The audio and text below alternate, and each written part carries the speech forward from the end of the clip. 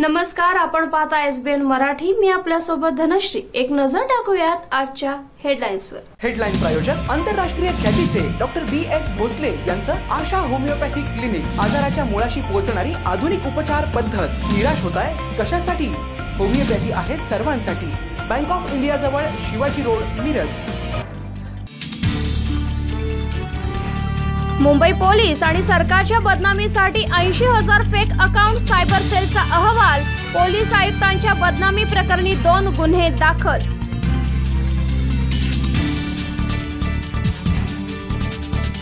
मुंबई विद्यापीठाच्या अंतिम वर्षाच्या ऑनलाईन परीक्षेत अनलॉक कीने केला गोंधळ। परीक्षेदरम्यान तांत्रिक अडचणींमुळे परीक्षा ढकलली पुढे। विद्यार्थ्यांना मनस्ताप।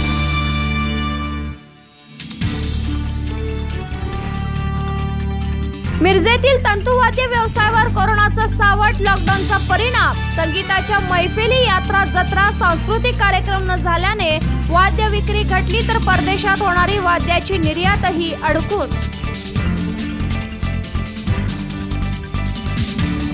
लॉकडाऊन पासून बंद असलेले सिनेमा हॉल सुरू होण्याचा मुहूर्त निश्चित। महाराष्ट्र सरकारही सकारात्मक। 15 ऑक्टोबर पासून 50% क्षमतेसह सिनेमा हॉल सुरू।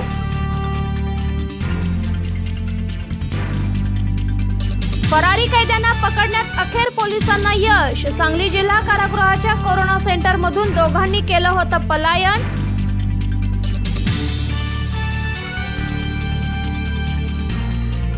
राज्यात दररोजच्या नवीन कोरोनाबाधित रुग्णसंख्येत घट। मृत्यूदरही कमी झाल्यानं नागरिक आणि प्रशासनाला दिलासा।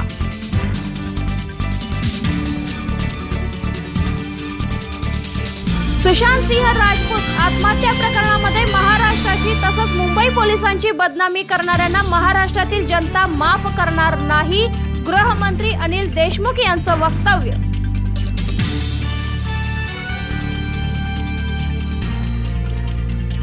जतमध्ये ऊसाच्या शेतात गांजाची लागवड। स्थानिक गुन्हे शाखेनं छापा मारून शेतातील 18 लाखांचा गांजा केला जप्त।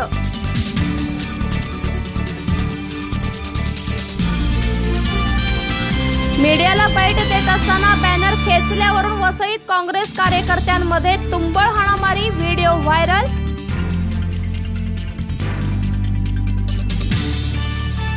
आणि IPL मध्ये आज मुंबई समोर राजस्थान रॉयल्सचं आव्हान। गेल्या 4ही सामन्यात राजस्थानची मुंबईवर मात। मुंबईचा टॉस जिंकून बॅटिंग करण्याचा निर्णय।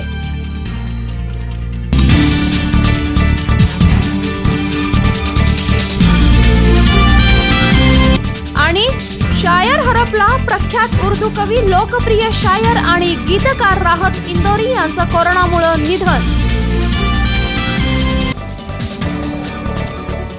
हेडलाईन्स प्रायोजक सेवा सदन लाईफलाईन सुपर स्पेशालिटी हॉस्पिटल। जागतिक दर्जाच्या सुविधा आता तुमच्या खिशाला परवडतील अशा। सांगली मिरज रोड, मिरज।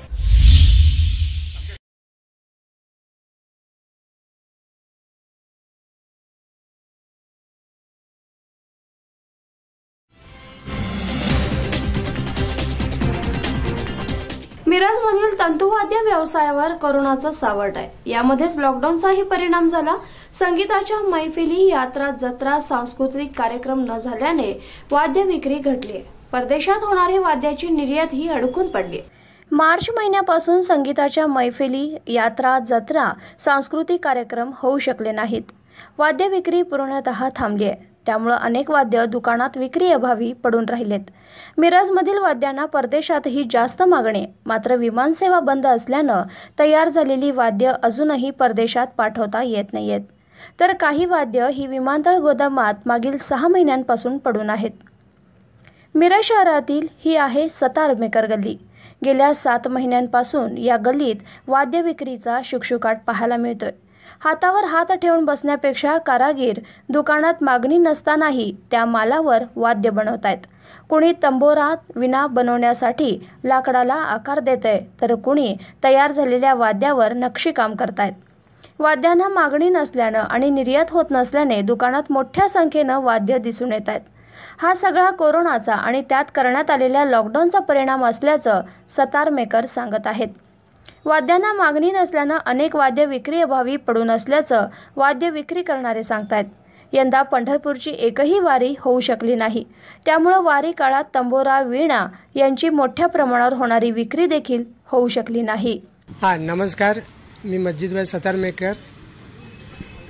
आमच्या खापर पंजोबा स्वर्गीय परिसाहेब सतारमेकर यांनी 1850 पासून याच ठिकाणी पहिला तानपुरा त्यांनी बनवला। आता हा 6वी पिढी, आमची मुलं 6वी पिढी याच ठिकाणी जी परंपरा जी चाललेली आहे, आता आम्ही हा व्यवसाय पूर्ण जोपासलो आहे, परंपरागत चाललेला आहे। आत्ताच्या काळात ह्या फेब्रुवारी मार्चपासून जे कोरोनाचा जो दुष्प्रभाव सुरू झाला आहे, त्याच्यामुळे हा व्यवसायाला बरेचसे म्हणजे जे डिसेंबर, जानेवारी, फेब्रुवारी जे नवीन ऑर्डर होते ते बरेचसे वाद्यांची विक्री झाली, म्हणजे ऑर्डर अजून पोचली नाही। आणि आत्ताच्या 6 महिन्याच्या लॉकडाऊनच्या काळामध्ये बाकीचे जे कलाकारांची आणि बाकी जे मागणी असते वाद्यांसाठी, त्यांची मागणी पण आता पूर्णपणे थांबलेली आहे। आणि आता ह्या वर्षात आमच्या काही सतारमेकर मंडळी पंढरपूरच्या वारीसाठी विणे तयार करतात आणि त्या 3 वारीचा खूप मोठ्या प्रमाणात विण्याची विक्री होते। आता 3 वारी झाली, विणे ज्यांनी पहिल्या वारीला जे बनवून ठेवलेले आहेत त्याची मागणी नसल्यामुळे आणि मंदिरच बंद असल्यामुळे जसं तयार होऊन वाद्य पडलेले आहेत तसेच अजून आत्तापर्यंत या कंडिशन आहे। त्यामुळे आता नवीन काही मागणी होत नाही आहे। संगीताच्या मैफिली, यात्रा, जत्रा आणि सांस्कृतिक कार्यक्रम देशांतर्गत तंतुवाद्यांची वाहतूक अधिकाधिक प्रमाणात रेल्वेनं होत असते, परंतु सध्या रेल्वेचीही वाहतूक तुरळक सुरू असल्यानं तंतुवाद्याच्या देशांतर्गत वाहतुकीवरही मर्यादा आल्या। तर यापूर्वी परदेशात निर्यात झालेली तंतुवाद्यही विविध देशांच्या विमानतळांवर अद्याप अडकून पडलेत। मिरजमधील अतिक सतारमेकर यांना मार्चमध्ये स्पेनमधून एका तंबोराची निवड ऑर्डर आली, मात्र कोरोनामुळे विमान सेवा ठप्प झाली आणि 1-1.5 महिन्यात बनवलेला हा तंबोरा अजूनही त्याच्या दुकानात पडून आहे। पॅकिंग करून तो तंबोरा ठेवला, मात्र त्याची कधी निर्यात होईल हे सांगणं आता अवघड झालं असल्याचं सतारमेकर यांनी सांगितलंय। शिवाय अनेक तंतुवाद्य पोस्टाच्या गोदामात पडून आहेत। संसर्गाच्या भीतीनं अनेक जाचक तपासण्यांच्या नावे अडथळे हे याच व्यवसायासमोरचं मोठं आव्हान आहे। परदेशातील कलाकारांकडून होणारी मागणीही गेल्या 7 महिन्यांपासून थांबली आहे। याचा मोठा परिणाम वाद्यांच्या निर्यातीवर झालाय। त्यामुळं तंतुवाद्य व्यावसायिकांना याचा लाखो रुपयांचा फटका बसतोय। नमस्कार, मी अतिक सतारमेकर, तंतुवाद्य निर्माता। आणि मागच्या 6 पिढ्यांपासून आम्ही आमचा हा तंतुवाद्य निर्मितीचा व्यवसाय करत आहोत आणि या खूपशा वर्षांपासून आम्ही निर्यात तानपुरांची बाहेर देशामध्ये सुरू केली आहेत।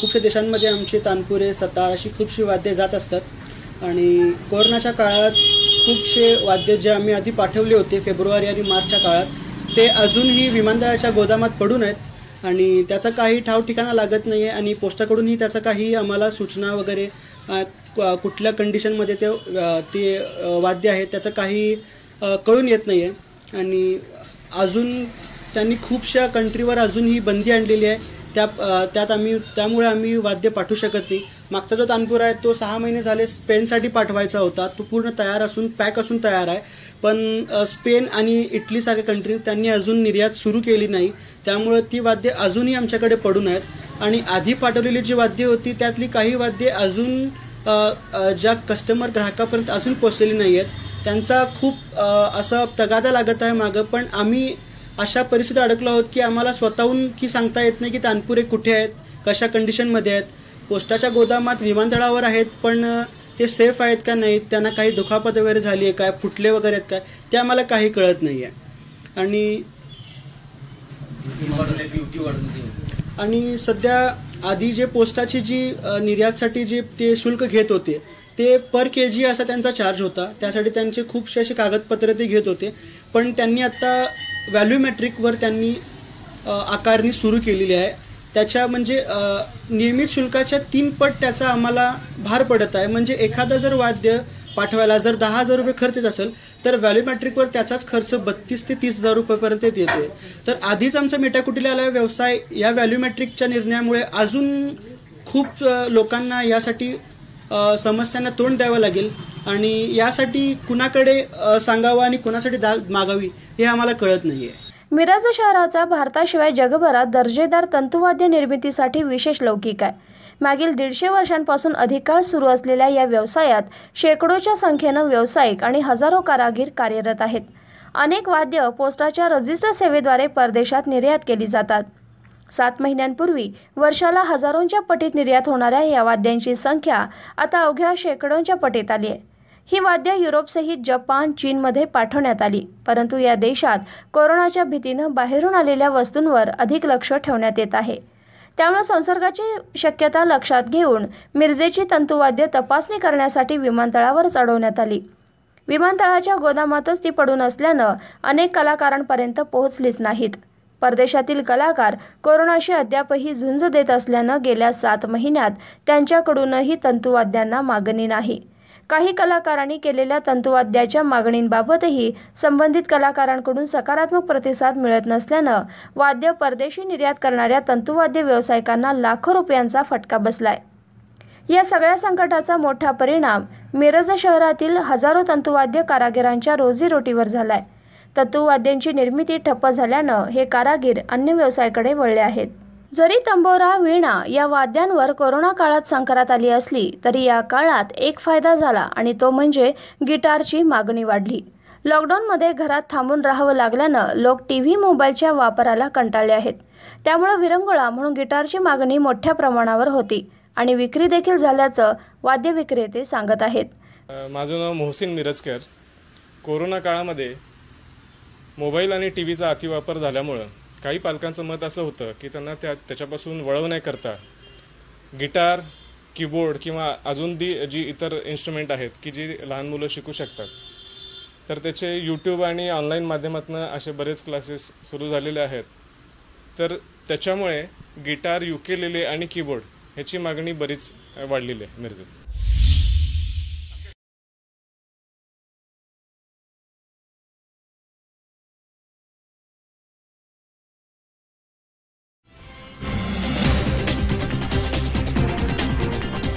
शेतकऱ्यांच्या बांधावर जाऊन शेतकऱ्यांना दिलेला शब्द मुख्यमंत्र्यांनी पाळावा असं वक्तव्य विरोधी पक्षनेते प्रवीण दरेकर यांनी बीडमध्ये केलं आहे. अतिवृष्टीमुळे नुकसान झालेल्यांना 50,000 रुपये हेक्टरी तर कोरडवाहूला 25,000 रुपये हेक्टरी देऊ असं आश्वासन मुख्यमंत्री उद्धव ठाकरे यांनी बांधावर जाऊन शेतकऱ्यांना वचनरूपी दिलं होतं. शेतकऱ्यांना दिलेलं वचन पाळावं. यावर्षी मराठवाड्यात अतिवृष्टीमुळे अनेक शेतकऱ्यांच्या पिकांचं नुकसान झालंय. आता शेतकऱ्यांना मदतीची गरज आहे. त्यामुळे मुख्यमंत्र्यांनी तात्काळ ओला दुष्काळ जाहीर करावा अशी मागणी आम्ही करत आहोत. निवडणुकीपूर्वी शिवसेनेनं विमा कंपनीचं ऑफिस फोडलं. आता आपण सत्तेत आहात. विमा कंपन्यांशी चर्चा करून शेतकऱ्यांना मदत पोहोचवावी अशी मागणी विरोधी पक्षनेते प्रवीण दरेकर यांनी केली आहे. ते बीड जिल्ह्याच्या दौऱ्यावर आले असता आयोजित पत्रकार परिषदेतून बोलत होते. या ठिकाणी मराठवाड्याचा दौरा होता. एकच शेवटचं सबमिशन आपल्याला करतो की या ठिकाणी राज्याचे उद्धवजी ठाकरे साहेब मागच्या निवडणुकीपूर्वी शेतकऱ्याच्या बांधावर जाऊन त्यांनी सांगितलं होतं की अतिवृष्टीमुळे 50,000 रुपये हेक्टरी त्या ठिकाणी आम्ही देऊ. अतिवृष्टीनं नुकसान झालेलं 25,000 कोरडवाहूला देऊ. मला वाटतं मागची अतिवृष्टी गेली, आता अतिवृष्टी आली. आपण दिलेलं शेतकऱ्याच्या बांधावरचं वचन पाळावं. तेवढं जरी केलं तरी शेतकरी त्या ठिकाणी कृतकृत्य होईल, धन्य होईल. तेवढं करावं अशी त्यांच्याकडे माझी मागणी आहे. गेल्या वेळेला निवडणुकीच्या पूर्वी विमा कंपन्यांवर मोर्चे शिवसेनेच्या वतीनं काढले. काही विमा कंपन्यांची कार्यालय त्या ठिकाणी फोडली गेली. माझी त्यांना विनंती आहे, त्यावेळेला आपण केलं, आपल्या भावना संतप्त होत्या. आज आपल्याकडे सत्ता आहे. त्या विमा कंपन्यांना बोलवून सरकार, कलेक्टर, विमा कंपन्या एकत्रितपणे ज्या शेतकऱ्यांनी विमा भरलेला आहे त्यांना तात्काळ त्यांचे विम्याचे क्लेम दाखल करून पैसे मिळावेत अशा प्रकारची सुद्धा त्यांच्याकडे नम्रपणे माझी मागणी आहे.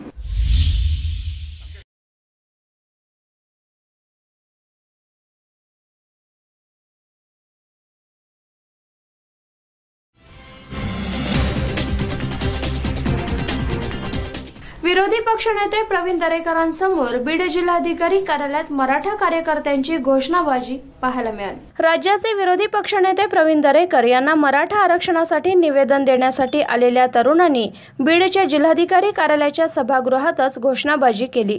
यावेळी मराठ्यांना आरक्षण तात्काळ द्या असं म्हणत विरोधी पक्षनेते प्रवीण दरेकर यांच्या समोर घोषणाबाजीही केली आहे। चिठ्ठी घरी राजकारणात आणायला आली चिठ्ठी कोण विचारलं तसं मग तरी मी सांगितलं त्याच्यामुळे आत्महत्येचा विषय बाजूला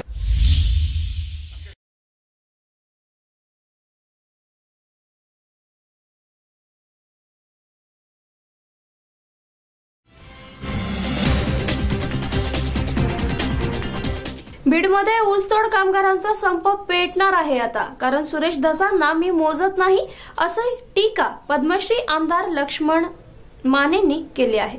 ऊसतोड कामगारांच्या दरवाढीवरून बीड जिल्ह्यासह राज्यात कोयता बंद संप पुकारण्यात आला। माजी मंत्री पंकजा मुंडे, आमदार विनायक मेटे, आमदार सुरेश धस, ऊसतोड कामगार संघर्ष समिती यासह अनेक जणांनी दरवाढ मिळावी म्हणून बैठकांच्या माध्यमातून रस्त्यावर उतरत आहेत। एकीकडे जिल्ह्यात आणि राज्यात ही परिस्थिती असताना दुसरीकडे आम्ही कोयता बंद करणार नाही असं पद्मश्री माजी आमदार लक्ष्मण माने यांनी बीडमधून जाहीर केले। ते म्हणाले, या बंद पुकारणाऱ्यांनी अगोदर मजुरांना जेवणाची सोय करावी, मग बंद पुकारावा।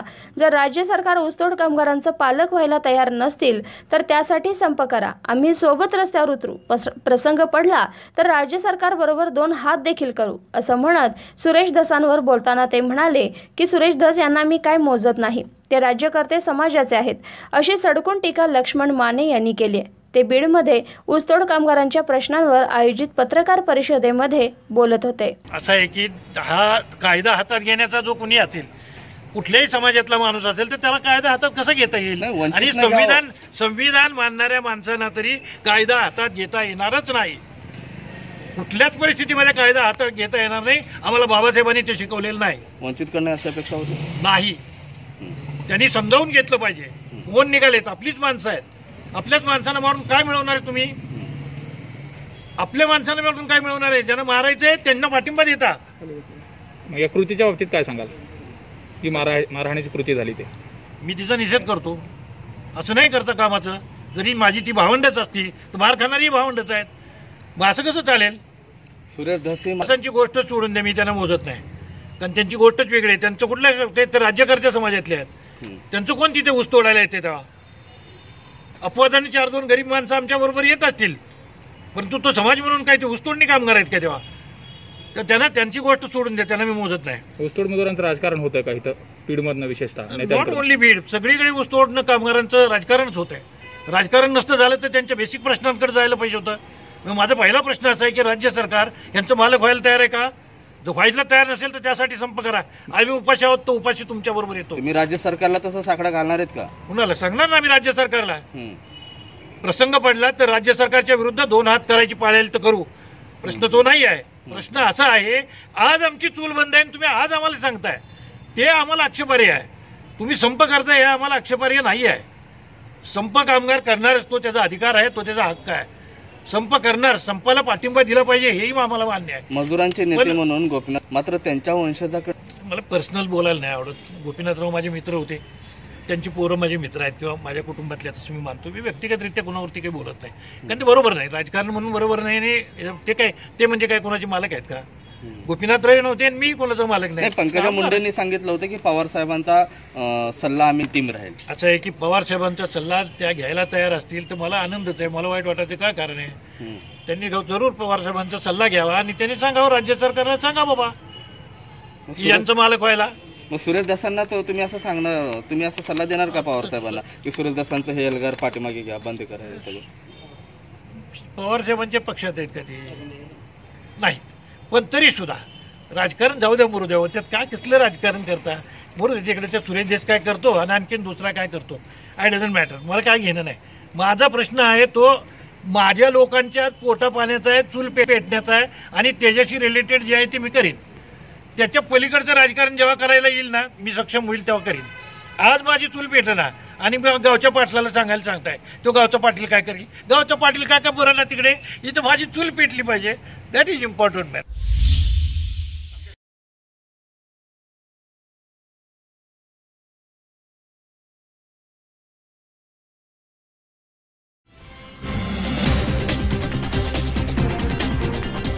उत्तर प्रदेशमधील योगी सरकारला बरखास्त करून राष्ट्रपती राजवट लागू करावी यासाठी हाथरस प्रकरणी मुलीला न्याय मिळावा अशा मागण्यांसाठी करवीर शिवसेनेच्या वतीनं तावडे हॉटेल चौकात उत्तर प्रदेश मुख्यमंत्री योगी आदित्यनाथ यांच्या प्रतिकात्मक पुतळ्याला मिरचीचा खाट देऊन एक आगळंवेगळं आंदोलन केलं आहे। उत्तर प्रदेशमधील हाथरस बलरामपूर मध्ये मुलीवर ज्या प्रकारे अन्याय झाला तो अत्यंत निंदनीय आहे। एका अभिनेत्रीच्या बंगल्याची बेकायदा भिंत पाडण्यात आली तर किंचाळणारा समाज एका मुलीवर बलात्कार आणि हत्या होऊन सुद्धा गप्प का? महाराष्ट्रात राष्ट्रपती राजवट लागू करा म्हणणारे आता गप्प का, असा सवाल करवीर तालुका प्रमुख राजू यादव यांनी केलाय। हिंदुस्तान की जनता पूछ रही है, जवाब दो मोदी, जवाब दो योगी। नटीला सोडा बेटीला वाचवा अशा आशयाचा फलक घेऊन करवीर शिवसेनेच्या वतीनं तावडे हॉटेल चौकात जोरदार निदर्शनं करण्यात आली। यावेळी महाराष्ट्र मुंबई पोलीस यांचा आम्हाला अभिमान आहे अशा आशयाचा फलकही लक्ष वेधून घेत होता। उत्तर प्रदेश सरकार बरखास्त करून राष्ट्रपती राजवट लागू करा अशा घोषणांनी परिसर दणाणून सोडला। यावेळी उत्तर प्रदेश मुख्यमंत्री योगी आदित्यनाथ यांच्या प्रतिकात्मक पुतळ्याला मिरचीचा खाट देऊन आगळं वेगळं आंदोलन केले। यावेळी करवीर तालुका प्रमुख राजू यादव, राजू सांगावकर, दीपक पाटील, विक्रम चौगुले, संतोष चौगुले, दीपक पोपटाणी यांच्यासह शिवसैनिक पदाधिकारी मोठ्या संख्येनं उपस्थित होते।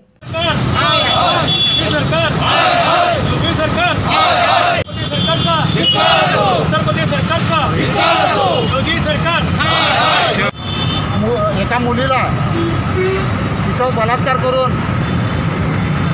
ती मुलगी हॉस्पिटलमध्ये असताना ती मयत झाली आणि योगी सरकारनं त्या घरच्यांना ते प्रेत न दाखवता परस्पर पेट्रोल ओतून तिथल्या पोलिसांनी आणि योगी सरकारनं ते धन दिलं। गेल्याच महिन्यात काही दिवसापूर्वी महाराष्ट्रामध्ये एका नटीसाठी भाजपचं सरकार आटापिटा करत होतं। एका नटानं आत्महत्या केली, आज त्याचं निष्पन्न झालेलं आहे, त्यानं आत्महत्या केली। त्यावेळी भाजप सरकार आटापिटा करत होतं आणि त्या पीडित मुलींच्यावर अत्याचार झाला, त्या मयत झाल्या आणि संपूर्ण भाजपच्या नेत्यांच्या तोंडाला आता कुलूप लागलेलं आहे। प्रथम आम्ही उत्तर प्रदेशमध्ये राष्ट्रपती राजवट लागू करा अशी मागणी करतो आणि योगी सरकार बरखास्त केलं पाहिजे, कारण हे इतकं घृणास्पद काम आहे की सरकारनं जबाबदारी स्वीकारून संपूर्ण उत्तर प्रदेशमध्ये राष्ट्रपती राजवट लागू केली पाहिजे, ही शिवसेनेची आमची मागणी आहे।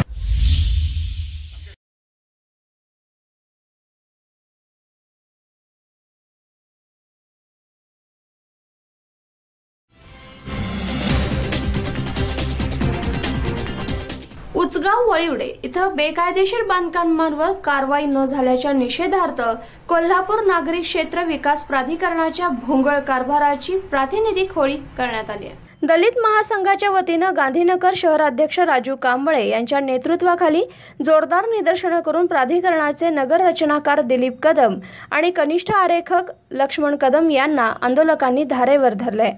करवीर तालुक्यातील उचगावसह गडमुड शिंगी आणि वळिवडे परिसरात विनापरवाना बेकायदेशीर बांधकाम मोठ्या प्रमाणात सुरू आहेत। याबाबत तक्रार केल्यास विकास प्राधिकरणकडून केवळ नोटीस पाठवण्याची तकलादू कारवाई केली जाते। बेकायदेशीर बांधकामांवर अद्याप कारवाई का झाली नाही, केवळ नोटीस देणं म्हणजे ठोस कारवाई नव्हे। आपल्या डोळेझाकपणामुळे अनाधिकृत बांधकामांचं या परिसरात जंगल उभा राहिलंय अशा प्रश्नांची सरबत्ती विकास प्राधिकरणाच्या अधिकाऱ्यांवर आंदोलकांनी केली आहे। यावर प्राधिकरणाचे नगर रचनाकार दिलीप कदम यांनी आश्वासन दिलं की येत्या 15 दिवसात बेकायदेशीर बांधकामांवर कारवाई केली जाईल। त्यानंतर आंदोलन तात्पुरतं स्थगितही करण्यात आलं आहे। आंदोलनात दलित महासंघाचे जिल्हा उपाध्यक्ष आप्पासाहेब कांबळे, गांधीनगर शहराध्यक्ष राजू कांबळे, नबी साहेब नदाफ, सतीश यादव, महेश कांबळे, अजित पाटील यांनी या आंदोलनात सहभाग घेतला होता। तालुक्यातील वळिवडे, मुडशिंगी, उजगाव या हद्दीमध्ये विनापरवाना व बेकायदेशीर बांधकाम मोठ्या पद्धतीने चालू आहे। ह्याच्याकडे जाणीवपूर्वक प्राधिकरणानं जाणीवपूर्वक दुर्लक्ष केलेलं आहे। येत्या समजा 8 ते 15 दिवसात जर हे बांधकाम नाही थांबलं, कारवाई नाही केली त्याने, तर ह्याच्यापेक्षा उग्र आंदोलन करू असं दलित महासंघाच्या वतीने देतो।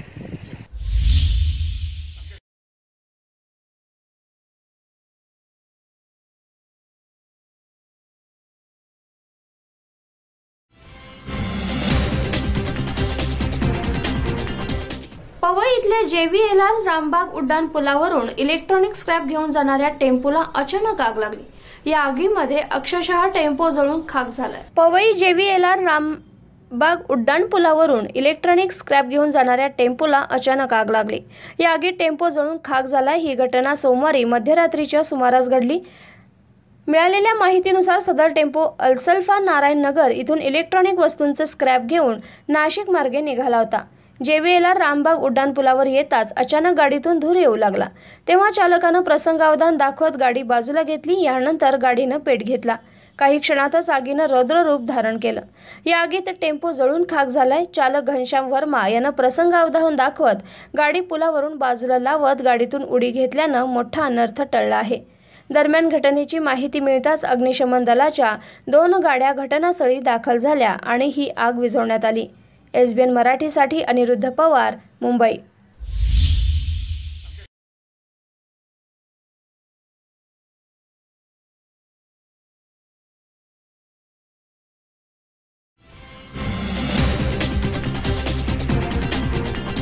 भाजपा उपाध्यक्ष चित्रा वाघ यांनी DCP डॉक्टर D स्वामी यांची भेट घेतली। पीडित मुलीच्या कुटुंबियांचीही भेट घेण्यात आली। मुंबईतील आरे कॉलनीमध्ये एका 4 वर्षीय चिमुरडीवर बलात्कार घडल्याची घटना समोर आली आहे। या घटनेनंतर लगेचच आरोपींना पोलिसांनी ताब्यात घेतले। महाराष्ट्र भाजपा उपाध्यक्ष चित्रा वाघ यांनी पीडित मुलीच्या कुटुंबियांची भेट घेतली।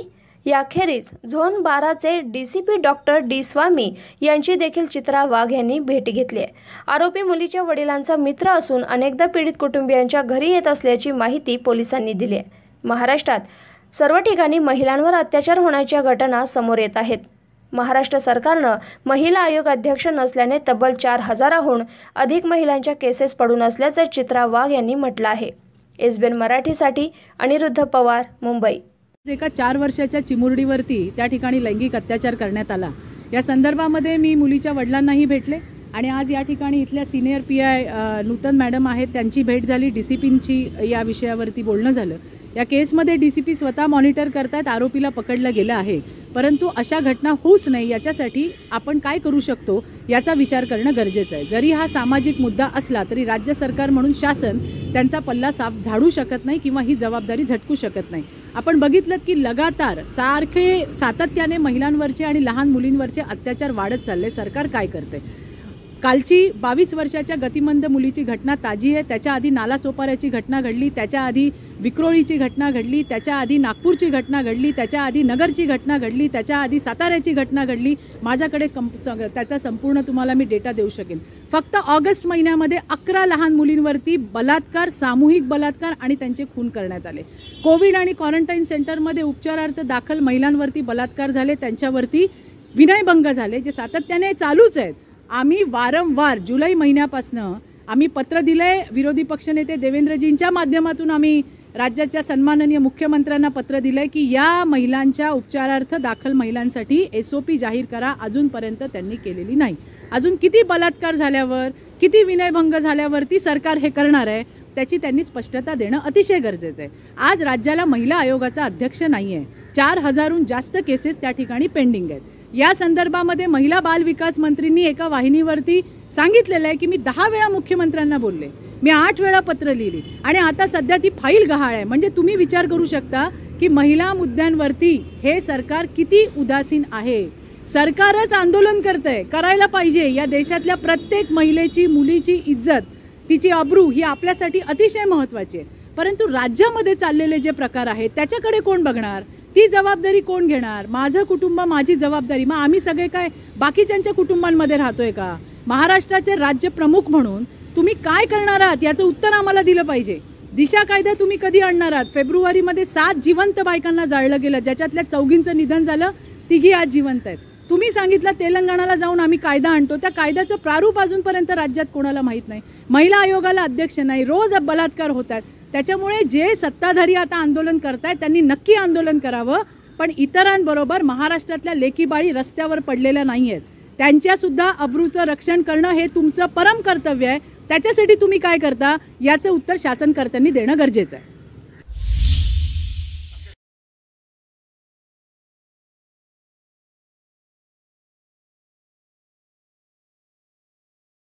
11वी व 12वी रेग्युलर स्टेट बोर्डची तयारी IIT, JEE, नीट, CET यांचे प्रशिक्षण केंद्र JK सायन्स अकॅडमी इस्लामपूर.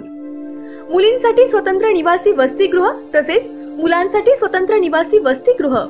100% यशाची खात्री देणारे एकमेव प्रशिक्षण केंद्र JK science academy Islampur. MBBS, BBS, BAMS, BHMS, BSc forestry, BSc fishery, BSc nursing तसेच इंजिनिअरिंग क्षेत्रातील यशाचे दालनखुली करून देणारे एकमेव केंद्र म्हणजे JK science Islampur. Mess, tuition, hostel याची सुविधा एकाच छताखाली. या अकॅडमीचे वैशिष्ट्य म्हणजे चेअरमन स्वतः शिकवतात, मुलांकडे मुलींकडे स्वतः लक्ष देत असतात. वेगवेगळ्या तज्ञ शिक्षकांचे आठवड्यातून मार्गदर्शन. सर्व अकॅडमी 24 तास CCTV कॅमेऱ्याच्या कक्षेत. सर्वात महत्त्वाचे फक्त 30च विद्यार्थ्यांस प्रवेश. त्वरा करा, ऍडमिशन सुरू, मर्यादित प्रवेश. आता चिंता करू नका, स्पेशल एज्युकेशनल टॅब करा. नीट, JEE, CET बरोबरच 11वी 12वी स्टेट बोर्ड सर्व तयारी JK सायन्स अकॅडमी इस्लामपूर. संपर्क सौ Sandhya Patil, MSc ND. Mobile number 94 20 67 47 96, 98 50 65 66 64. Incharge RY Gutugade sir. Mobile number 97 30 64 92 46. एकदम झक्कास जेवण पाहिजे, कुठे मिळेल?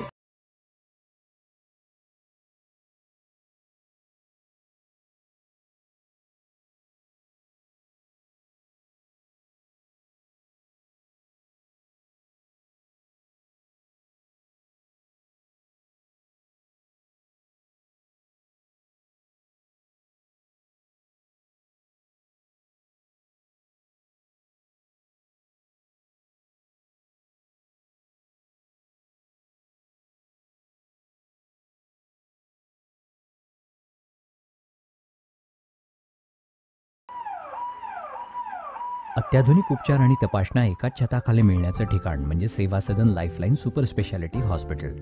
आंतरराष्ट्रीय निकषांनुसार तयार केलेलं आपल्या भागातलं पहिलं हॉस्पिटल म्हणजे सेवा सदन. अद्ययावत मशीन्स, सुपर स्पेशालिस्ट डॉक्टर्स आणि सर्वांना परवडतील असे माफक दर म्हणजे सेवा सदन.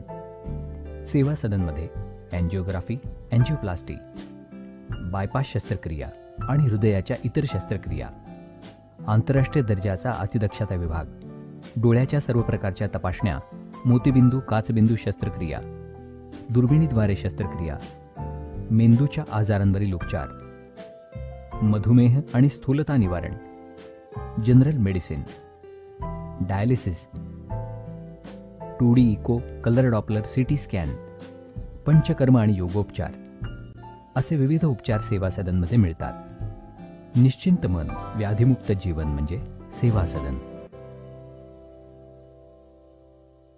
हेडलाईन्स प्रायोजक डॉक्टर रवींद्र आळे यांचे जत तालुक्यातील एकमेव मल्टी स्पेशालिटी हॉस्पिटल. महाराष्ट्र शासनाच्या महात्मा ज्योतिबा फुले जन आरोग्य योजनेअंतर्गत मोफत शस्त्रक्रिया केल्या जातील. उमा हॉस्पिटल कॅम्पस जत, जिल्हा सांगली. सेवा सदन लाईफलाईन सुपर स्पेशालिटी हॉस्पिटल. जागतिक दर्जाच्या सुविधा आता तुमच्या खिशाला परवडतील अशा. सांगली मिरज रोड, मिरज. आंतरराष्ट्रीय ख्यातीचे डॉक्टर BS भोसले यांचं आशा होमिओपॅथिक क्लिनिक. आजाराच्या मुळाशी पोहोचणारी आधुनिक उपचार पद्धत. निराश होताय कशासाठी? होमिओपॅथी आहे सर्वांसाठी. बँक ऑफ इंडिया जवळ, शिवाजी रोड, मिरज. रवींद्र वस्त्र निकेतन सलगरे. 40,000 स्क्वेअर फुटाचे वस्त्र खरेदीसाठी भव्य दालन. सर्व ब्रँड एकाच छताखाली. 365 दिवस डिस्काउंट व ऑफर्स. संपूर्ण कपडे बजेटमध्ये. कार्यक्रमासाठी जादा झालेला माल परत. मिल मधून डायरेक्ट माल ग्राहकांपर्यंत. संपूर्ण परिवाराची लग्न बस्ता व आहेराची खरेदी एकाच ठिकाणी. रवींद्र वस्त्र निकेतन सलगरे, तालुका मिरज, जिल्हा सांगली. जत तालुक्यातील एकमेव diagnostic centre doctor Chandrakant Patil यांचे लाईफ केअर डायग्नोस्टिक सेंटर. सर्व प्रकारचे sonography, colour doctor, x-ray reporting इत्यादी. पत्ता डॉक्टर दत्ता सावंत बिल्डिंग, सावंत गल्ली, जत. नाव नोंदणीसाठी थेट संपर्क 92 84 77 60 65. शुभ कार्य तसंच सणासुदीच्या दागिने खरेदीसाठी मिरजेतील लोकप्रिय दालन HP भुरके सराफ. मांगल्याचं दालन, त्याला सोनेरी सजावट. करावया सुवर्ण खरेदी HP भुरके सराफच. चोख सोने आणि चांदीमधील अलंकारांसाठी HP भुरके सराफ. चोख सोन्यामध्ये मंगळसूत्र, नाविन्यपूर्ण कर्णफुले, अंगठ्या, नेकलेस इत्यादी अलंकार मिळतील. तसंच चोख चांदीमध्ये पैंजण, करंडे, निरांजन, फ्रेम, ग्लास, अत्तरदाणी, गुलाबदाणी, तबक करंडे, मूर्ती असे अलंकार मिळतील. राशींचे खडे ही तर आमची स्पेशालिटी. माणिक, मोती, पोवळं, पाचू, पुष्कराज, हिरा, नीलम, गोमेद, लसण्या या रत्न खरेदीसाठी HP भुरके सराफ. तसंच आमच्याकडे फॉर्मिनचे म्हणजेच 1 ग्रॅमचे दागिने देखील मिळतील. एक वेळ अवश्य भेट द्या HP भुरके सराफ, शनिवार पेठ, सराफ कट्टा, मिरज. मोबाईल 98 900 47 696. प्ले स्टोअर वरून आत्ताच डाउनलोड करा स्काय स्टार ऑनलाईन ऍप. आपल्या हक्काचं आपलं दुकान. आता भाजी, फळं आणि महिन्याचे ग्रोसरी सामान आणण्यासाठी कुठेही जायची गरज नाही. आपल्या मोबाईललाच बनवा आपलं दुकान आणि मार्केट. विना कटकट, विना दगदग, घरपोच सेवा. फ्रुट्स, स्नॅक्स, गरम मसाले, vegetables, dry fruits, baby care, personal care, home care, सर्व प्रकारची बिस्किटं, ऑइल्स, डाळी, चहा, कॉफी आणि बरंच काही एकाच ठिकाणी, तेही आपल्या मोबाईल मध्ये. आमची वैशिष्ट्य बेस्ट क्वालिटी प्रोडक्ट्स, 24 तासांच्या आत घरपोच सेवा, ₹500 वरील ऑर्डरवर free home delivery, best customer support व सुरक्षित सर्व्हिस. दररोज नवीन ऑफर्स व डिस्काउंट्स. ही सुविधा सध्या फक्त सांगली, मिरज आणि कुपवाड महापालिका क्षेत्रासाठी उपलब्ध आहे. आपल्या हक्काचं आपलं दुकान, स्काय स्टार ऑनलाईन.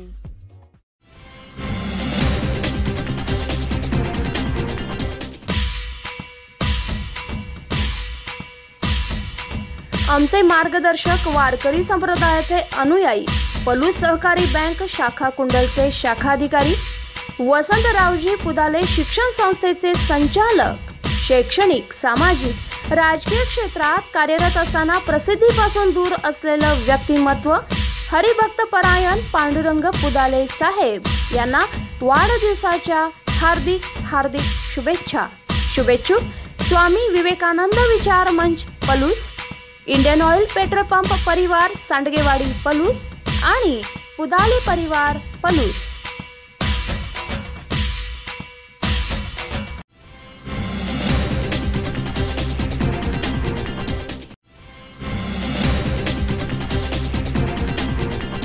वसमत इथं बहिर्जी स्मारक महाविद्यालयाला ISOचं मानांकन प्राप्त झालंय.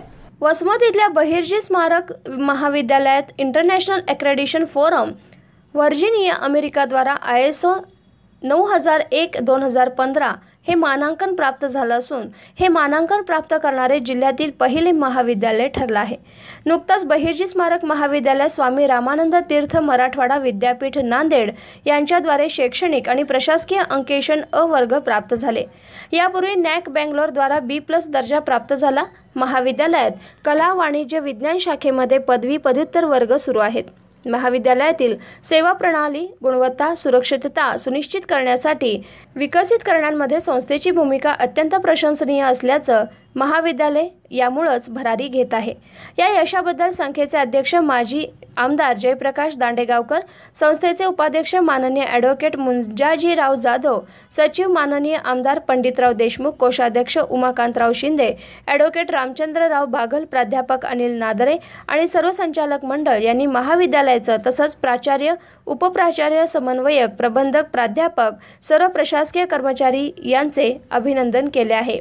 विद्यालय शिक्षण संस्थेचे अध्यक्ष माननीय माजी आमदार जयप्रकाशजी दांडेगावकर साहेब यांच्या मार्गदर्शनाखाली बहिर्जी स्मारक महाविद्यालय वसमतनगर या महाविद्यालयांना ISO चे मानांकन मिळालेले आहे. International accreditation forum Virginia America द्वारा ISO 9001-2015 मानांकन प्राप्त झाले आहे. या अगोदर नुकतेच महाविद्यालयाला स्वामी रामानंद मराठवाडा विद्यापीठ नांदेड अंतर्गत अकॅडमिक अँड ॲडमिनिस्ट्रेटिव्ह ऑडिटमध्ये अ दर्जा प्राप्त झालेला आहे. त्या अगोदर महाविद्यालयाला नॅक बेंगलोरद्वारे B+ दर्जा प्राप्त झालेला आहे. कला, वाणिज्य, विज्ञान तिन्ही पदवी वर्ग तसेच पदव्युत्तर वर्ग या महाविद्यालयात सुरू असून सर्व प्राध्यापक जवळपास PhD होल्डर आहेत. सर्व प्राध्यापक रिसर्च करत आहेत. त्यामुळे सर्व ग्रामीण भागातील विद्यार्थ्यांना, पदवी व पदव्युत्तर विद्यार्थ्यांना त्यांच्या मार्गदर्शनाचा खूप लाभ होत आहे. त्यामुळे बरेच विद्यार्थी विद्यापीठामध्ये गुणानुक्रमे मेरिटमध्ये जास्त प्रमाणात बेंचमार्क महाविद्यालयाचे येत आहेत. त्यामुळे महाविद्यालयामध्ये गुणवत्ता वाढत आहे आणि प्रवेशाची संख्या सुद्धा खूप वाढत आहे. नुकतेच महाविद्यालयामध्ये B.Com, BScची डिव्हिजन सुद्धा विद्यार्थ्यांच्या मागणीमुळे वाढवण्यात आलेली आहे. निकाल 12वीचा सुद्धा यावर्षी जवळपास कॉमर्सचा 100%, सायन्सचा 100% लागलेला आहे. त्याचबरोबर कला शाखेचा सुद्धा निकाल यावर्षी अतिशय चांगल्या पद्धतीने लागलेला आहे. हे सर्व श्रेय महाविद्यालयातील प्राध्यापक, शिक्षकेतर कर्मचारी, त्याचबरोबर माननीय संस्थेचे अध्यक्ष जयप्रकाशजी दांडेगावकर साहेब, उपाध्यक्ष ॲडव्होकेट मंजुळराव जाधव साहेब, संस्थेचे सचिव पंडित अजित देशमुख साहेब व सर्व वैद्यकीय शिक्षण संस्थेच्या संचालक मंडळांना जाते. Shridhar Walwante, SBN Marathi news, Wasmat, Hingoli.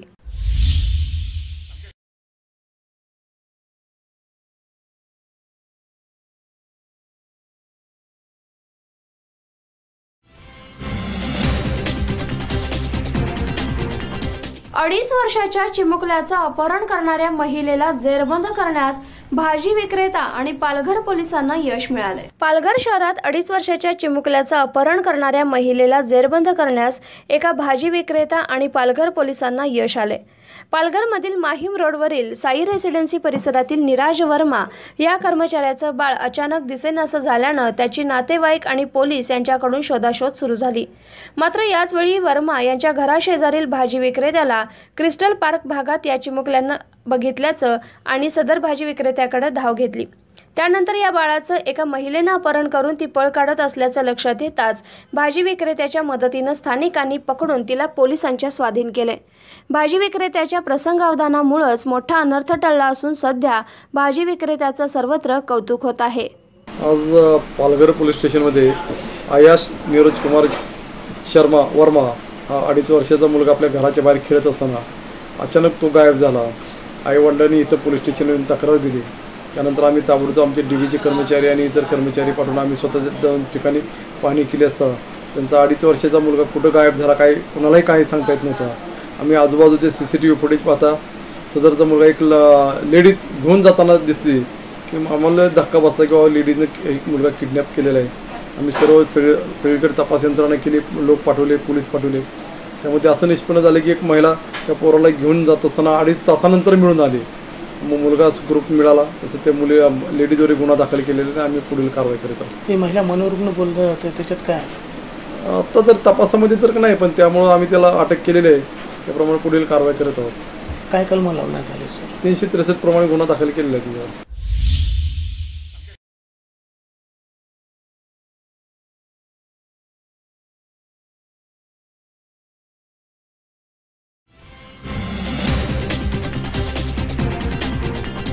विश्रामबाग परिसरात जोरदार अतिक्रमण मोहीम चालू आहे. चिनार हॉटेल, गणपती मंदिर रोड आणि यासोबतच 100 फुटी मार्गावरील अतिक्रमण हटवण्यास आता सुरुवात करण्यात आली आहे.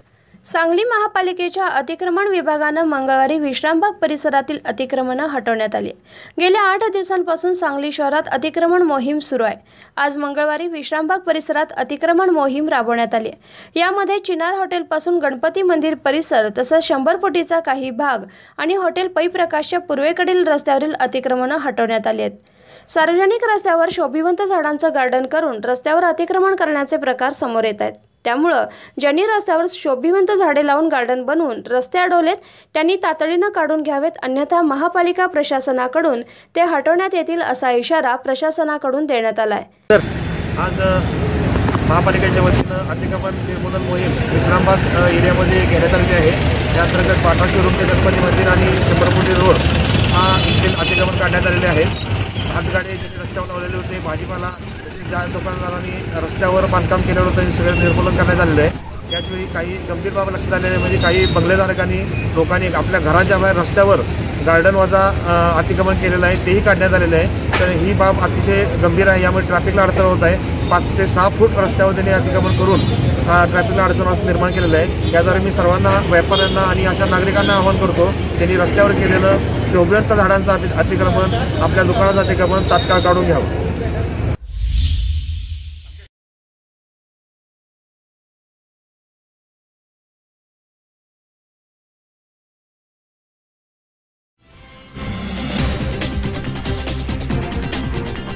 उत्तर प्रदेशमध्ये हाथरस प्रकरणातील बलात्कार प्रकरणातील सीबीआयऐवजी न्यायालयीन चौकशी नेमण्यात यावी आणि पीडितेस न्याय द्यावा. त्यासोबतच सीबीआय ही सरकारच्या हातचे बाहुले असल्यानं निष्पक्ष चौकशी व्हावी अशी मागणी वंचित बहुजन आघाडीनं उपजिल्हाधिकाऱ्यांमार्फत राष्ट्रपतींना दिलेल्या निवेदनात करण्यात आली आहे. उत्तर प्रदेशमधील अनुसूचित जातीमधील यात पीडित तरुणीचा बलात्कार करून क्रूर हत्या करण्यात आली.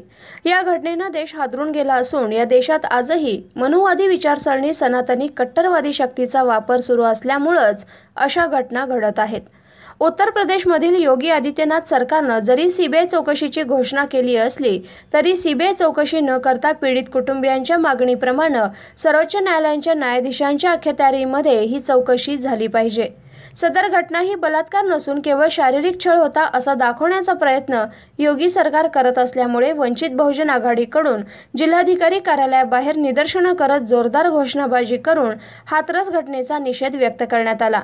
या घटनेची निष्पक्ष चौकशी करून पीडितेस न्याय द्यावा असं निवेदन वंचित बहुजन आघाडीच्या वतीनं जिल्हा अधिकारी कार्यालयात उपजिल्हाधिकारी बबनराव कागळे यांना निवेदन देण्यात आले.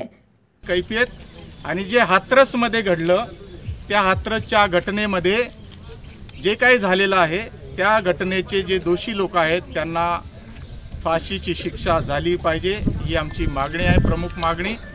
त्याच पद्धतीने महिलांवर अत्याचार करणाऱ्यांच्या विरोधामध्ये कठोर कायदे झाले पाहिजेत अशी आमची मागणी आहे. या सर्व मागण्या घेऊन आम्ही शासनाला आमच्या भावना कळवणार आहोत आणि सांगणार आहोत की या निवेदनाची आपण दखल घ्यावी आणि आम्हाला त्वरित न्याय द्यावा अशी आम्ही समस्त वंचित घटकाकडनं आम्ही मागणी करत आहोत.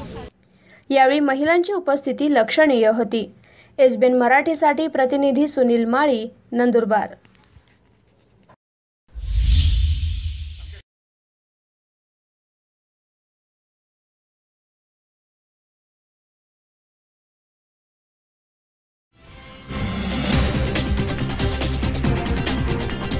मानव मित्र संघटनेचा जत तालुक्यातील प्रतापपूरमधील मोठे कुटुंबियांना मदतीचा हात देण्यात आला. तुकाराम बाबा महाराज या मदतीला धावले आहेत. जत तालुक्यातील प्रतापपूर इथं लता गुलाब मोठे यांच्या झोपडीत रविवारी गॅस सिलेंडरचा स्फोट झाला. सकाळी 8:30 वाजण्याच्या सुमारास झोपडीत झालेल्या या स्फोटात सुदैवानं जीवितहानी झाली नाही. स्फोटात एक दुचाकी आणि प्रापंचिक साहित्य जळून खाक झाले. या दुर्घटनेनं मोठे कुटुंबांना मोठा धक्का बसला. प्रतापपूरमधील मोठे कुटुंबियांना चिकलगी मठाचे मठाधिपती तुकाराम बाबा महाराज यांच्या मार्गदर्शनाखाली श्री संत बागडे बाबा मानव मित्र संघटनेने जीवनावश्यक किट आणि रोख 5,000 रुपयांची मदत केली आहे आणि हा मदतीचा हात देण्यात आला. रविवारी सकाळी 8:30 वाजता गॅस सिलेंडरचा अचानक स्फोट झाल्यानं हे नुकसान झालं होतं. प्रतापपूर इथल्या गॅस सिलेंडर स्फोटाची घटना ही दुर्दैवी आहे. या घटनेत मोठे कुटुंबियांचं मोठं नुकसान झालं. अशा दुर्घटना घडल्या की श्री संत बागडे बाबा मानव मित्र संघटना ही तात्काळ फूल नाही पण फुलाची पाकळी देत मदतीसाठी सज्ज होते. मोठे कुटुंबियांनाही मदत करण्यात आली. भविष्यात अशा दुर्घटना घडल्यास त्या कुटुंबियांच्या पाठीशी मानव मित्र संघटना कायम उभी राहील असा विश्वास यावेळी चिकलगी मठाचे मठाधिपती तुकाराम बाबा महाराज यांनी व्यक्त केला आहे. एक काल दुर्घटना घडली. लताबाई गुलाब मोठे यांच्या घराचं थोडंसं जळीत झालं आणि त्यामध्ये त्यांना फार मोठी आर्थिक हानी झाली. गरीब कुटुंब आहे आणि मानव मित्र संघटना परमपूज्य तुकाराम बाबा महाराज यांच्या माध्यमातून संपूर्ण महाराष्ट्रात ही संघटना कार्यरत आहे. या संघटनेच्या वतीनं आज यांना एक मोलाची मदत दिली आर्थिक रूपानं आणि जीवनावर ती रक्कम आज सकाळी काढली आणि त्यांच्या जीवनावश्यक वस्तू आणि त्यांना रक्कम आम्ही या कुटुंबाला सपोर्ट केल्या। आणि बाबा सध्या थोडेसे बाहेर त्यांच्या कामानिमित्त बाहेर गावी आहेत। ज्यावेळेला ते इथं येतात त्यावेळेला नक्कीच या कुटुंबाला भेट देऊन त्यांचं सांत्वन करणार आहेत आणि त्या पद्धतीनं या कुटुंबाला मदत करावी असं सर्वांना आम्ही आव्हान करतो। आणि या दुःखातून या कुटुंबाला लवकर बाहेर पडण्याची ईश्वर संधी देवो आणि त्यांना ताबडतोब यातून बाहेर काढावं असं एक विनंती आपण देवाकडे करूया। आणि बाबांच्या या कार्यामध्ये या ठिकाणी असणारे जे मानवमित्र आहेत त्यांना काम करताना आज थोड्या खऱ्या अर्थानं मानवमित्र असण्याचा अभिमान झाला की आम्ही या कुटुंबाच्या मदतीला धावून आलो। आणि अशा ज्या काही घटना घडतात त्यावेळेला संपूर्ण महाराष्ट्रात ही मानवमित्र संघटना कार्यरत राहील। जत असेल, मंगळवेढा असेल, सांगोला असेल या तालुक्यात प्रथम प्रायोगिक बेसवर आपण हे सुरू केले। अत्यंत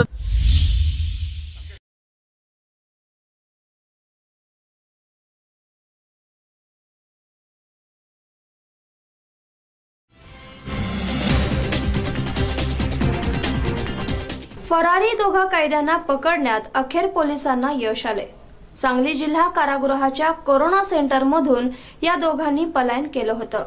राजू कोळी आणि रोहित जगदाळे असं अटक केलेल्या फरारी कैद्यांची नावं आहेत। धक्कादायक म्हणजे हे दोघेही कोरोनाबाधित होते आणि त्यांनी 27 सप्टेंबर रोजी सांगलीतील कारागृहाच्या कोरोना विलगीकरण सेंटरमधून पलायन केलं होतं। सांगली शहर पोलीस ठाणेकडील रेकॉर्डवरील सराईत गुन्हेगार असणाऱ्या राजू कोळी आणि रोहित जगदाळे या दोघांना दरोड्याच्या गुन्ह्यामध्ये 17 सप्टेंबर रोजी अटक करण्यात आली होती। त्यानंतर त्यांना सांगलीच्या कारागृहात रवानगी करण्यात आली। दरम्यान कारागृह प्रशासनाकडून त्यांची 19 सप्टेंबर रोजी कोरोना टेस्ट करण्यात आली। यामध्ये त्यांचा अहवाल पॉझिटिव्ह आला होता। त्यानंतर त्यांना सांगली कारागृहाकडून शहरातल्या लठ्ठे एज्युकेशन सोसायटीच्या वसतिगृहात उभारण्यात आलेल्या कोरोना सेंटरमध्ये ठेवण्यात आलं। त्या ठिकाणी त्यांच्यावर उपचार सुरू होते। दरम्यान 27 सप्टेंबर रोजी रविवारी पहाटेच्या सुमारास राजू कोळी आणि रोहित जगदाळे या दोघांनी त्यांना ठेवण्यात आलेल्या खोलीतील खिडकीचे गज कापून पलायन केलं। या घटनेनंतर पोलीस दलामध्ये चांगलीच खळबळ उडाली। सांगली पोलिसांकडून गेल्या 10 दिवसांपासून फरारी असलेल्या राजू कोळी आणि रोहित जगदाळे यांचा शोध घेण्यात येत होता। स्थानिक गुन्हे अन्वेषण शाखेनं पोलिसांची 5 पथकं तैनात करून जिल्ह्यासह शेजारच्या जिल्ह्यात ही पथकं रवाना केली होती। स्थानिक गुन्हे अन्वेषण शाखेच्या पथकानं यातील राजू कोळी याला कराडीतून तर रोहित जगदाळे याला सांगली शहर पोलिसांनी सांगलीमधून अटक केली आहे।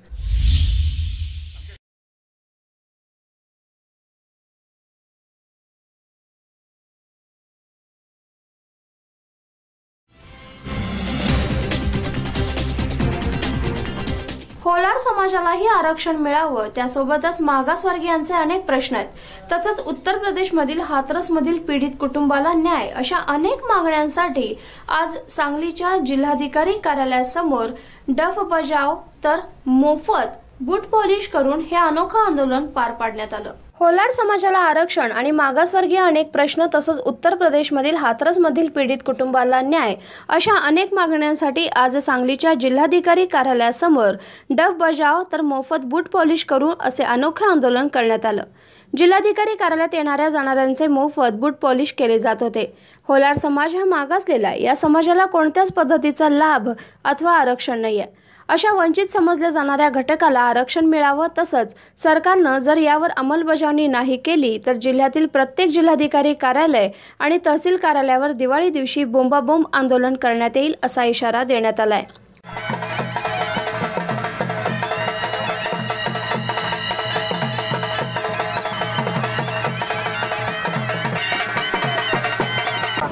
आज या ठिकाणी होलार समाज समन्वय समिती महाराष्ट्र राज्य यांच्या वतीनं सांगली जिल्हा अधिकारी कार्यालयावर भव्य असं 1 दिवसाचं धरणे आंदोलन करण्यात आलं। या आंदोलनामध्ये होलार समाजाच्या विविध मागण्या ज्या आतापर्यंत प्रलंबित आहेत त्या सर्व मागण्यांचा उपभोग करण्यात आला। त्यामध्ये आम्ही सर्वप्रथम आमची मागणी अशी करत आहे की होलार समाजाला SC आरक्षणामध्ये फारसं काही मिळालेलं नाही, म्हणून आमच्या समाजाला ST मध्ये आरक्षण मिळावं, स्वतंत्रपणे आरक्षण मिळावं, STच्या आरक्षणाला हात न लागता। आणि आज तागायत होलार समाजाला कुठल्याही राजकीय क्षेत्रामध्ये किंवा सामाजिक क्षेत्रामध्ये कुठलीही प्रगती न झाल्यामुळं या समाजासाठी अभ्यास आयोग नेमण्यात यावा ही आमची 40 वर्षापासूनची मागणी आहे। ती शासनानं अद्याप मान्य केलेली नाही, तर ती मागणी शासनानं मान्य करावी अशी मी शासनाला विनंती करीत आहे। तसेच आमच्या होलार समाजाच्या महामंडळामध्ये जे होलार, ढोर, चांभार आणि मोची या 4 जातीसाठी महामंडळ जे आहे त्या महामंडळामध्ये आजपर्यंत महामंडळ स्थापन झाल्यापासून आज अखेर एक प्रतिनिधी, साधा सदस्यही घेण्यात आलेला नाही. तर विनाअट आम्हाला त्या महामंडळामध्ये एक त्याचं अध्यक्षपद आम्हाला 5 वर्ष देण्यात यावं आणि 2 सदस्यही आमचे त्यावर घेण्यात यावे. तो आमचा हक्क आहे. त्यामुळं आमच्या समाजाचं प्रगती, सामाजिक शैक्षणिक प्रगती होणार आहे. शासनाच्या दरबारी आम्ही या सगळ्या मागण्या मान्य करण्यासाठी आम्ही आक्रोश करीत आहोत. जर आम्ही या आंदोलनाची व्याप्ती यानंतर आम्ही पुढे वाढवणार आहोत. आज हे कलेक्टर कचेरीवर मोर्चा झाला, यानंतर आम्ही संपूर्ण महाराष्ट्रभर प्रत्येक कलेक्टर कचेरीवर आमच्या समन्वय समितीच्या माध्यमातून आम्ही मोर्चे काढणार आहोत. आणि ऐन दिवाळीमध्ये जर शासनानं तोपर्यंत आमच्या मागण्या जर मान्य केल्या नाहीत तर आम्ही ऐन दिवाळीत आम्ही बोंबाबोंब आंदोलन प्रत्येक कलेक्टर कचेरीवर आणि तहसील कार्यालयात करू. असा यावेळी आम्ही शासनाला आम्ही एक इशारा देतो. शासनानं आमच्या तोपर्यंत अटी मान्य कराव्यात. आम्हाला चर्चेला बोलवावं. आम्ही चर्चा करू आणि चर्चेतून मार्ग काढू. जर चर्चेसाठी त्यांनी जर मार्ग आम्हाला नाही दिला तर आम्ही मात्र आक्रमक होऊ. आता हा समाज आक्रमक झालेला आहे. आजपर्यंत हा समाज कधीही आक्रमक झालेला नव्हता. सामाजिक एकतेमध्ये किंवा समाजाच्या एकजुटीमध्ये हा समाज सगळ्याच्या पाठीमागे राहिलेला आहे. सर्व समाजामध्ये याची एकजूट जी असते ती एकजूट आतापर्यंत कधी झालेली नव्हती. परंतु आता महाराष्ट्रभर आम्ही समन्वय समितीच्या माध्यमातून सर्व समाज एकत्रित होऊन आम्ही काय केलेलं आहे की या समाजाला आम्ही एकत्र केलेलं आहे. एका बॅनरखाली उभा केलेला आहे. सर्व गटाची माणसं बरोबर घेऊन आम्ही काम करतोय. त्यामुळं या समन्वय समितीच्या माध्यमातून आमची ही मागणी आहे, शासनानं मान्य करावी.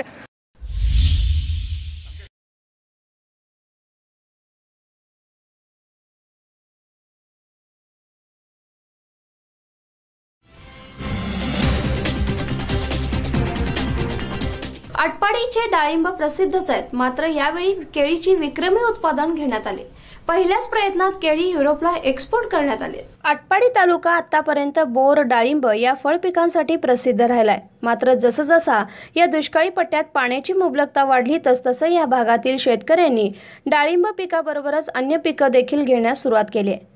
आटपाडीमधील जितेंद्र देशमुख या तरुणानं शेतकऱ्यानं आपल्या 2.5 एकरात G9 राजेशाहीन जातीच्या केळीचे 2900 झाडांमधून उत्पादन घेतले.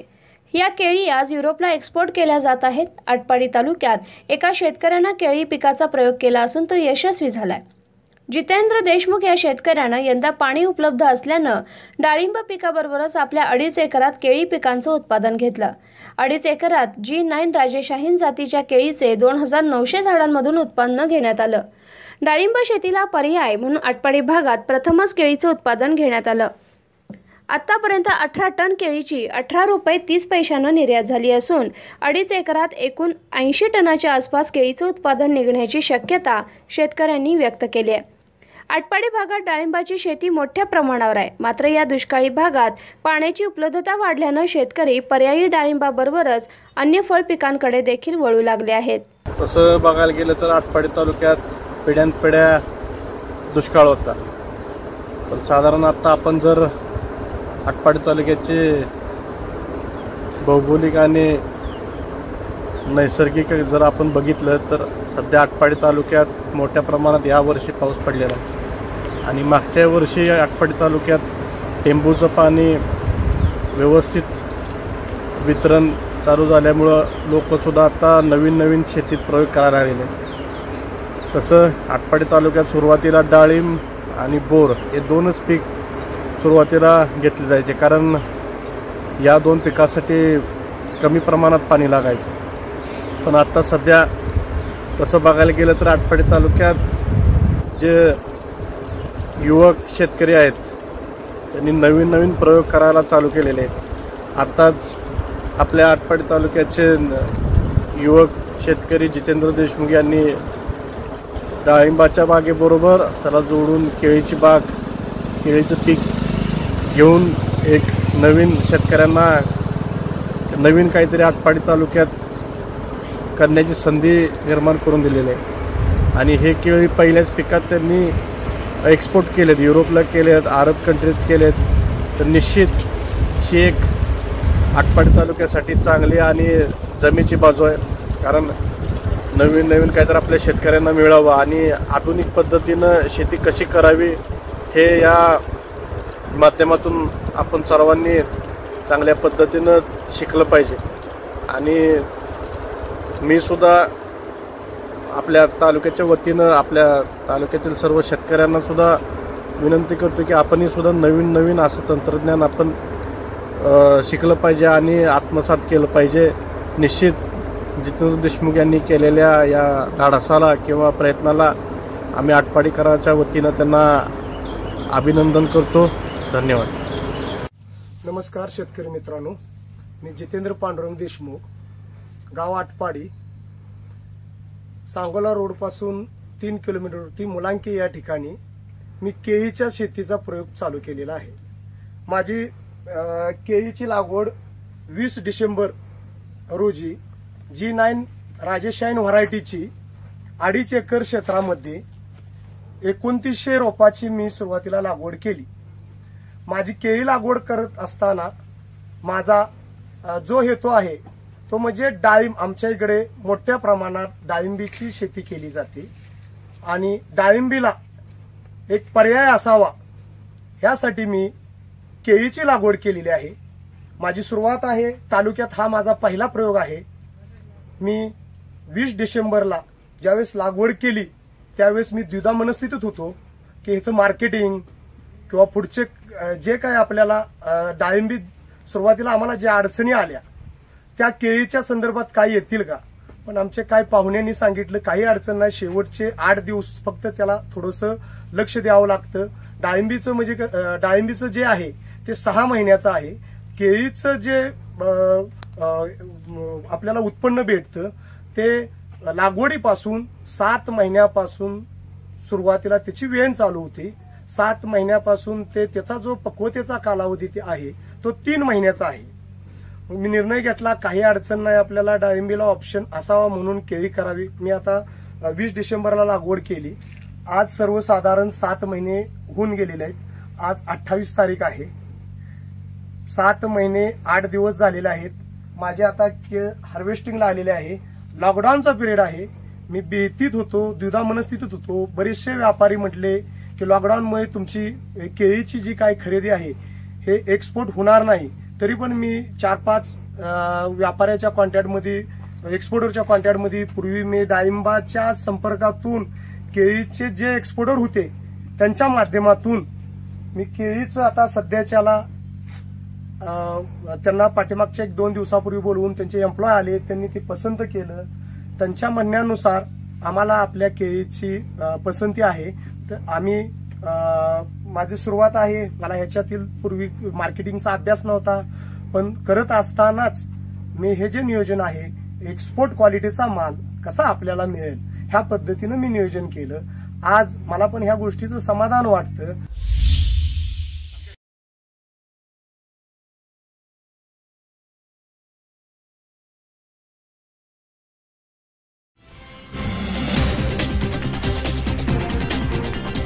सांगली शहरावर आज पहाटेपासून दाट धुकं पसरलं होतं. दाट आणि गर्द धुक्याचा अनुभव आज सांगलीकरांनी चांगलाच अनुभवलाय. सांगली शहरावर आज पहाटेपासून दाट धुके पसरले होते. दाट आणि गर्द धुक्यांचा अनुभव आज सांगलीकरांनी घेतलाय. 9 वाजेपर्यंत तरी मोठ्या प्रमाणावर धुके कायम होते. कृष्णा नदी काठ देखील पूर्णपणे दाट धुक्यानं व्यापून गेला. सध्या वातावरणात लक्षणीय बदल दिसून येत आहेत. दिवसभर ऊन, संध्याकाळी पाऊस आणि पहाटे धुकं असं वातावरण बदलत आहे. सांगली आणि परिसरात सकाळपासून वातावरणात धुक्याची चादर पसरली होती. यामुळं सकाळची रस्त्यावरील वाहतूक काही प्रमाणात कमी होती.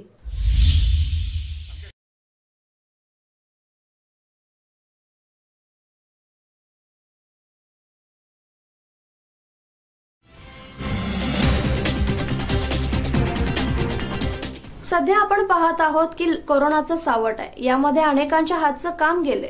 गणपतीमध्ये मूर्ती विक्री कमी झाली, मागणी कमी झाली, त्यामुळे मूर्तिकारांना कमी मानधन मिळालं. आता नवरात्र दसरा आलाय, यामध्येही मूर्त्यांची मागणी कमी असल्यामुळे कारागिरांना मानधन मिळू शकत नाहीये. यासोबतच आता यवतमाळ जिल्ह्यात शेतकऱ्यांचंही असंच पाहायला मिळते. शेतकऱ्यांकडे सोयाबीन पीक कापणीला वेग आलाय. मात्र इथं यांत्रिकी युग असल्यामुळे यंत्राचा वापर केला जातोय. पण मात्र याच्यामुळे मजुरांच्या हातचं काम हिरावणार असल्याची ही बातमी दुःखदायक म्हणायलाच हवी. सोयाबीनचं पीक नगदी पीक समजलं जातं. यवतमाळ जिल्ह्यात सोयाबीनच्या काढणीला आता वेग पकडू लागलाय. दरवर्षी सोयाबीनची काढणी ही पारंपरिक पद्धतीनं महिला मजुरांकडून कापणी करून गोळा केली जाते. मोठ्या ढिगांवर ट्रॅक्टर किंवा इलेक्ट्रिक वरील मशीननं मळणी केली जाते. परंतु यावर्षी मजुरांची टंचाई आणि वाढते दर तसंच हवामान विभागानं अवकाळी पाऊस येण्याचा इशारा दिल्यानं शेतकऱ्यांनी सोयाबीन काढणी हार्वेस्टर माध्यमातून केली आहे. मजुरांकडून सोयाबीन पीक काढणीचा खर्च हा एकरी 4,000 रुपये येतो. शिवाय ही वेळखाऊ पद्धत आहे, तर हार्वेस्टरच्या माध्यमातून सोयाबीन काढणीचा खर्च केवळ 1,600 रुपये एकरी येतोय. त्यामुळं शेतकऱ्यांचा वेळ, श्रम, पैसा वाचण्याबरोबरच शेतातील लक्ष्मी काही क्षणातच शेतकऱ्यांच्या घरात येत आहे. त्यामुळे शेतकऱ्यांनी हार्वेस्टरनं सोयाबीन काढणीला पसंती दिल्याचं बघितलं जात आहे. पण या यांत्रिकी पद्धतीनं कुठंतरी मजुरांच्या हातचं काम हिरावल्याचंही दिसून आलं.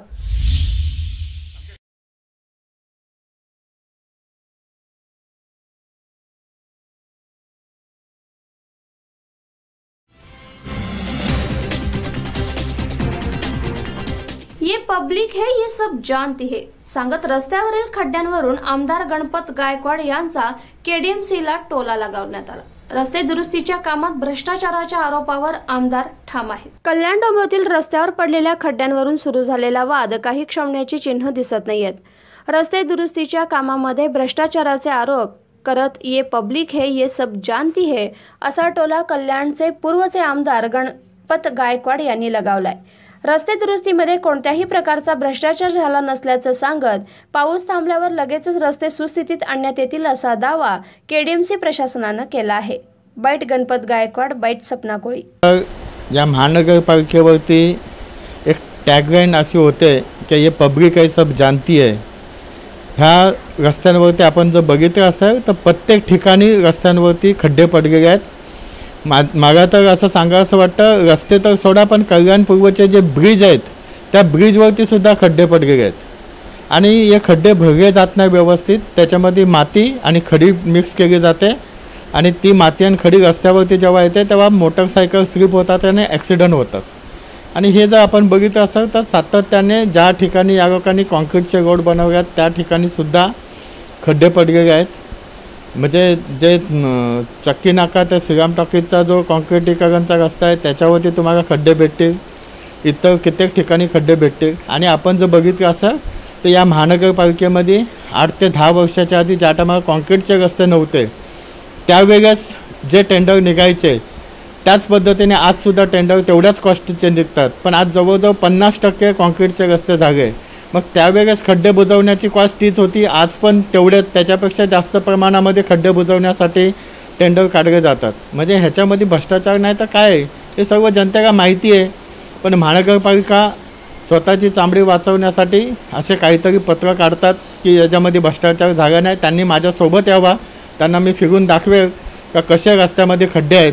तर त्यांना जर खड्डे दिसत नसतील तर जनतेला तर खड्डे दिसतात.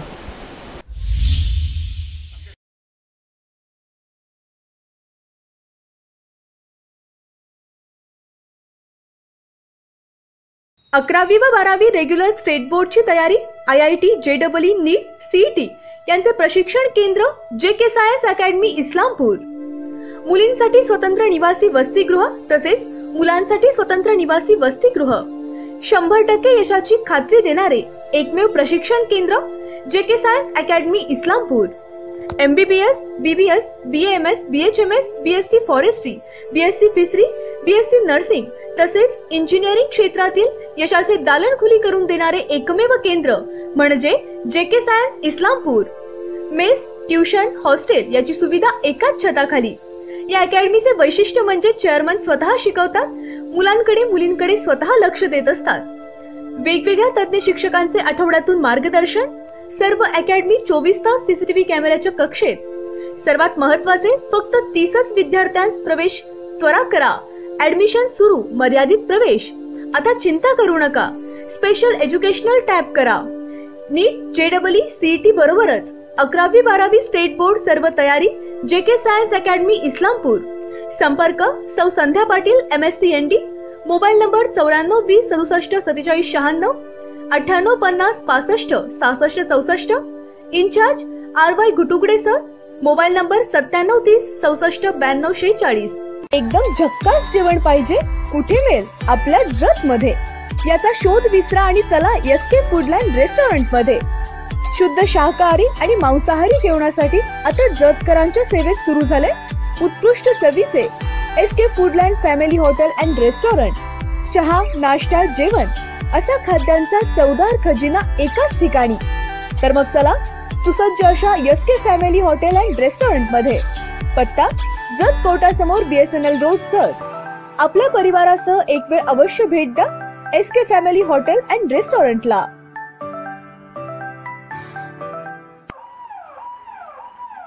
अत्याधुनिक उपचार आणि तपासण्या एकाच छताखाली मिळण्याचं ठिकाण म्हणजे सेवा सदन लाईफलाईन सुपर स्पेशालिटी हॉस्पिटल. आंतरराष्ट्रीय निकषांनुसार तयार केलेलं आपल्या भागातलं पहिलं हॉस्पिटल म्हणजे सेवा सदन. अद्ययावत मशीन्स, सुपर स्पेशालिस्ट डॉक्टर्स आणि सर्वांना परवडतील असे माफक दर म्हणजे सेवा सदन. सेवा सदनमध्ये अँजिओग्राफी, अँजिओप्लास्टी, बायपास शस्त्रक्रिया आणि हृदयाच्या इतर शस्त्रक्रिया, आंतरराष्ट्रीय दर्जाचा अतिदक्षता विभाग, डोळ्याच्या सर्व प्रकारच्या तपासण्या, मोतीबिंदू, काचबिंदू शस्त्रक्रिया, दुर्बिणीद्वारे शस्त्रक्रिया, मेंदूच्या आजारांवरील उपचार, मधुमेह आणि स्थूलता निवारण, general medicine, dialysis, 2D echo, colour doppler, CT scan, panchakarma आणि योगोपचार असे विविध उपचार सेवा सदनमध्ये मिळतात. निश्चिंत मन, व्याधीमुक्त जीवन म्हणजे सेवा सदन. हेडलाईन्स प्रायोजक डॉक्टर रवींद्र आळे यांचे जत तालुक्यातील एकमेव मल्टी स्पेशालिटी हॉस्पिटल. महाराष्ट्र शासनाच्या महात्मा ज्योतिबा फुले जन आरोग्य योजनेअंतर्गत मोफत शस्त्रक्रिया केल्या जातील. उमा हॉस्पिटल कॅम्पस जत, जिल्हा सांगली. सेवा सदन लाईफलाईन सुपर स्पेशालिटी हॉस्पिटल. जागतिक दर्जाच्या सुविधा आता तुमच्या खिशाला परवडतील अशा. सांगली मिरज रोड, मिरज. आंतरराष्ट्रीय ख्यातीचे डॉक्टर BS भोसले यांचं आशा होमिओपॅथिक क्लिनिक. आजाराच्या मुळाशी पोहोचणारी आधुनिक उपचार पद्धत. निराश होताय? कशासाठी? होमिओपॅथी आहे सर्वांसाठी. बँक ऑफ इंडिया जवळ, शिवाजी रोड, मिरज. रवींद्र वस्त्र निकेतन सलगरे. 40,000 स्क्वेअर फुटाचे वस्त्र खरेदीसाठी भव्य दालन. सर्व ब्रँड एकाच छताखाली. 365 दिवस डिस्काउंट व ऑफर्स. संपूर्ण कपडे बजेट मध्ये. कार्यक्रमासाठी जादा झालेला माल परत. मिल मधून डायरेक्ट माल ग्राहकांपर्यंत. संपूर्ण परिवाराची लग्न बस्ता व आहेराची खरेदी एकाच ठिकाणी. रवींद्र वस्त्र निकेतन सलगरे, तालुका मिरज, जिल्हा सांगली. जत तालुक्यातील एकमेव diagnostic centre doctor Chandrakant Patil यांचे लाईफ केअर डायग्नोस्टिक सेंटर. सर्व प्रकारचे sonography, colour doctor, x-ray reporting इत्यादी. पत्ता डॉक्टर दत्ता सावंत बिल्डिंग, सावंत गल्ली, जत. नाव नोंदणीसाठी थेट संपर्क 92 84 77 60 65. शुभ कार्य तसंच सणासुदीच्या दागिने खरेदीसाठी मिरजेतील लोकप्रिय दालन HP भुरके सराफ. मांगल्याचं दालन, त्याला सोनेरी सजावट. करावया सुवर्ण खरेदी HP भुरके सराफच. चोख सोने आणि चांदीमधील अलंकारांसाठी HP भुरके सराफ. चोख सोन्यामध्ये मंगळसूत्र, नाविन्यपूर्ण कर्णफुले, अंगठ्या, नेकलेस इत्यादी अलंकार मिळतील. तसंच चोख चांदीमध्ये पैंजण, करंडे, निरांजन, फ्रेम, ग्लास, अत्तरदाणी, गुलाबदाणी, तबक करंडे, मूर्ती असे अलंकार मिळतील. राशींचे खडे ही तर आमची स्पेशालिटी. माणिक, मोती, पोळ, पाचू, पुष्कराज, हिरा, नीलम, गोमेद, लसण्या या रत्न खरेदीसाठी HP भुरके सराफ. तसंच आमच्याकडे फॉर्मिनचे म्हणजेच 1 ग्रॅमचे दागिने देखील मिळतील. एक वेळ अवश्य भेट द्या HP भुरके सराफ. शनिवार पेठ, सराफ कट्टा, मिरज. मोबाईल 98 900 47 696. प्ले स्टोअर वरून आत्ताच डाउनलोड करा स्काय स्टार ऑनलाइन ऍप. आपल्या हक्काचं आपलं दुकान. आता भाजी, फळं आणि महिन्याचे ग्रोसरी सामान आणण्यासाठी कुठेही जायची गरज नाही. आपल्या मोबाईललाच बनवा आपलं दुकान आणि मार्केट. विना कटकट, विना दगदग, घरपोच सेवा. फ्रुट्स, स्नॅक्स, गरम मसाले, vegetables, dry fruits, baby care, personal care, home care, सर्व प्रकारची बिस्किटं, ऑइल्स, डाळी, चहा कॉफी आणि बरंच काही एकाच ठिकाणी, तेही आपल्या मोबाईल मध्ये. आमची वैशिष्ट्य बेस्ट क्वालिटी प्रोडक्ट्स, 24 तासांच्या आत घरपोच सेवा, ₹500 वरील ऑर्डरवर free home delivery, best customer support व सुरक्षित सर्व्हिस, दररोज नवीन ऑफर्स व डिस्काउंट्स. ही सुविधा सध्या फक्त सांगली, मिरज आणि कुपवाड महापालिका क्षेत्रासाठी उपलब्ध आहे. आपल्या हक्काचं आपलं दुकान, sky star online.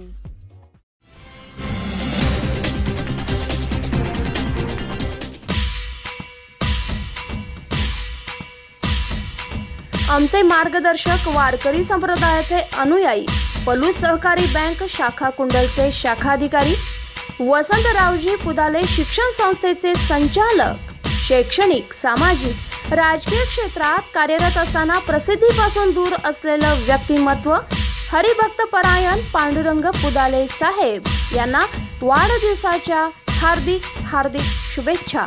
शुभेच्छुक Swami Vivekananda विचार मंच Palus, Indian oil petrol pump परिवार सांडगेवाडी पलूस आणि पुदाले परिवार पलूस.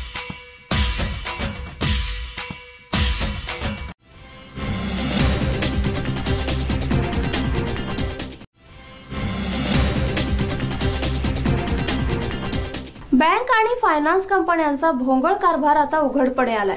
पूर्ण लोन भरूनही EMI कट करत असल्याचा ग्राहकांचा आरोप आहे. यासाठीच मनसेचा फायनान्स कंपनीत गोंधळ पाहायला मिळाला. कण्यालमधील IDFC फायनान्स कंपनीमध्ये अतिरिक्त EMI कट केल्याचा संताप व्यक्त करत मनसे कार्यकर्ते आणि ग्राहकांनी गोंधळ घातलाय. लॉकडाऊन काळात देखील EMI कट करून आता अतिरिक्त EMI वसूल केलं जात असल्याचा आरोप यावेळी ग्राहकांनी कंपनीवर केला आहे. लोन 2019 में जुलाई महीने में था, 12 महीने का EMI बोला तो अगस्त तक मेरा EMI था, तो अगस्त तक मैंने भर दिया, कैश भी भर दिया. 3832 मेरा अमाउंट है पर मंथ, तो मैंने अगस्त तक पूरा क्लियर किया. फिर भी मेरा सितंबर अक्टूबर में से वापस से EMI आ रहा है और बोलता है कि 7,900 समथिंग तुम्हारा पेंडिंग है, तुम IDFC बैंक में जाओ और वहाँ पे आके कैश भर दो. यही मेरा इश्यू था. तो वो इश्यू के लिए मैं इधर बैंक में आई है.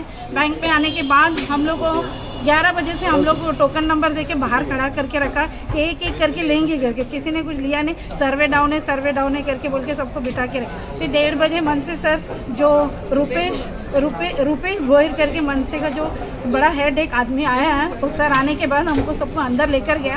अंदर ले जाने के बाद 1 बाय 1 हम लोग का प्रॉब्लम्स लिख के लिया. लिख के लेने के बाद भी फिर से हमको बिठा के रखा, बहस होते रहा. फिर सर का रिक्वेस्ट की वजह से और पार्टी वाले भी आए और मीडिया वाले भी आए, सब लोग आने के बाद अंदर ले लिया. उसके बाद हमारा एक एक केस सॉल्व किया बस. और अभी हम लोग को वादा किया है कि हम लोग का सबका सॉल्व करेगा और EMI माफ करेगा ऐसा. पर अभी तक हम लोग को साइन नहीं दिया है, NOC नहीं दिया है, फिर भी हम लोग को रिक्वेस्ट दिया है. तो अभी ये रिक्वेस्ट आपके सामने फॉरवर्ड करता है. काय नेमकं गोंधळ घालण्याचं आहे? सर्वसाधारण लोकांची सरासर लूट चालवली आहे या बँकेने.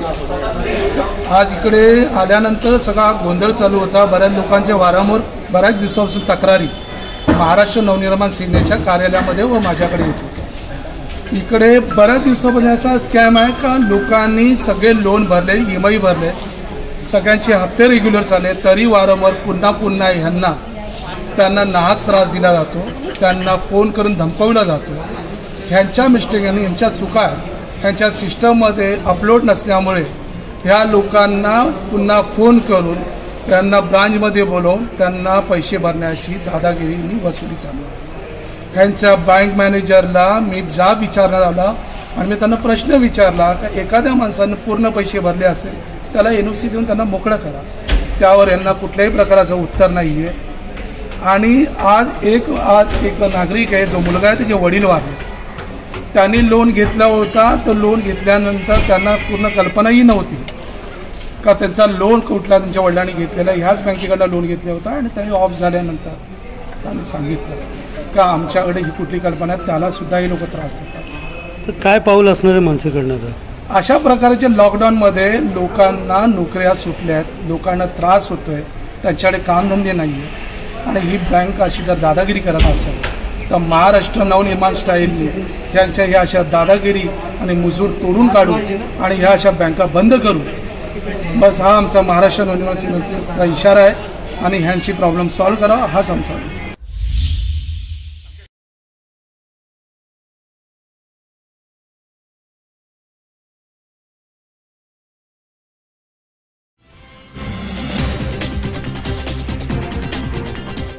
हाथरस घटनेचा निषेध नोंदवण्यासाठी पालघर जिल्हा काँग्रेस कमिटीकडून सत्याग्रह आंदोलन पुकारण्यात आले।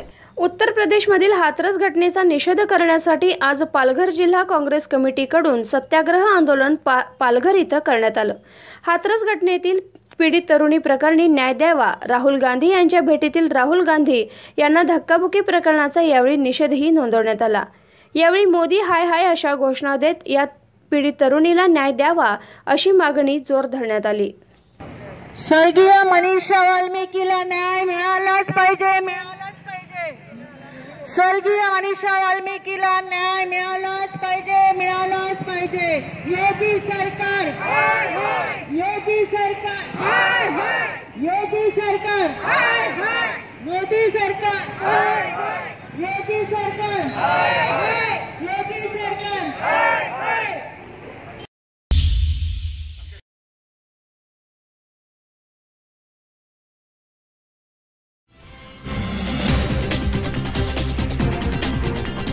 सांगली मिरज कुपवाड महापालिकेच्या वतीनं सुरू असणारी अतिक्रमण हटाव मोहीम दिवाळीपर्यंत थांबवावी अशी मागणी माजी नगरसेवक शेखर माने यांनी केली आहे। सांगली शहराच्या मुख्य बाजारपेठेतील दसरा दिवाळीच्या आणि त्यासोबतच शहर आणि व्यापारी या अनलॉक दिशेने जात असताना व्यापारी विक्रेते यांचं साहित्य जप्त करणं, त्यांच्यावर दंडात्मक कारवाई करणं हे योग्य नाही। सदर महापालिकेच्या या कारवाईस विरोध आणि स्थगितीची मागणी आज महापालिका उपायुक्त राहुल रोकडे यांच्या समवेत व्यापारी प्रतिनिधी आणि विक्रेते यांच्या बैठकीत करण्यात आली। यामध्ये निवेदन देत्यावेळी माजी नगरसेवक शिवराज बोळास, शंभूराज काटकर, श्यामसुंदर पारेख, मुसाभाई सय्यद, पांडुरंग वनमाने, सागर शेटे, भास्कर विभूते, शैलेश विभूते, रफिक डॉन आणि इतर व्यापारी विक्रेते उपस्थित होते।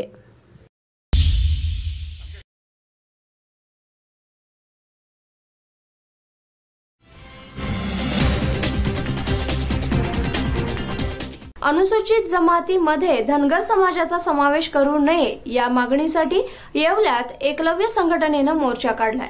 अनुसूचित जमातीमध्ये धनगर समाजाचा समावेश करू नये या मागणीसाठी येवला तहसील कार्यालयावर एकलव्य संघटनेच्या वतीनं मोर्चा काढून निदर्शनं करण्यात आली आहेत। आदिवासी समाज स्वातंत्र्याच्या 70 वर्षांनंतर कसाबसा शिक्षणाच्या प्रवाहात येऊ लागला। आजही कुपोषण सारख्या समस्या आदिवासी समाजाला भेडसावत आहेत।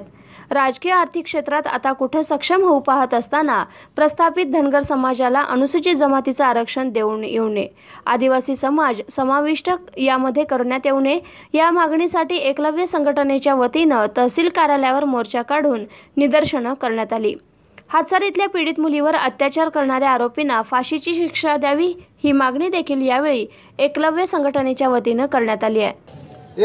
एकलव्य संघटनेचे संस्थापक अध्यक्ष तथा माढाचे नाशिक जिल्ह्याचे अध्यक्ष, नाशिक पूर्व विभाग माननीय आदरणीय शिवाजीराव ढवळे साहेब यांच्या मार्गदर्शनाखाली आज देशात, महाराष्ट्रात धनगर समाजाच्या निषेधात एकलव्य संघटना पूर्ण उभी आहे। कारण धनगर समाजाला आदिवासीमध्ये समाविष्ट करू नये म्हणून ही एकलव्य संघटना संपूर्ण देशामध्ये आज निषेध करीत आहे। आमचा समाज हा आदिवासी हा गरीब समाज असून आमचा व्यवसाय हा मासेमारी आहे। या मासेमारीपासून आमचे कुटुंबांचा उदरनिर्वाह होतो। प्रतिनिधी संतोष बटाव, एसबीएन मराठी, येवला।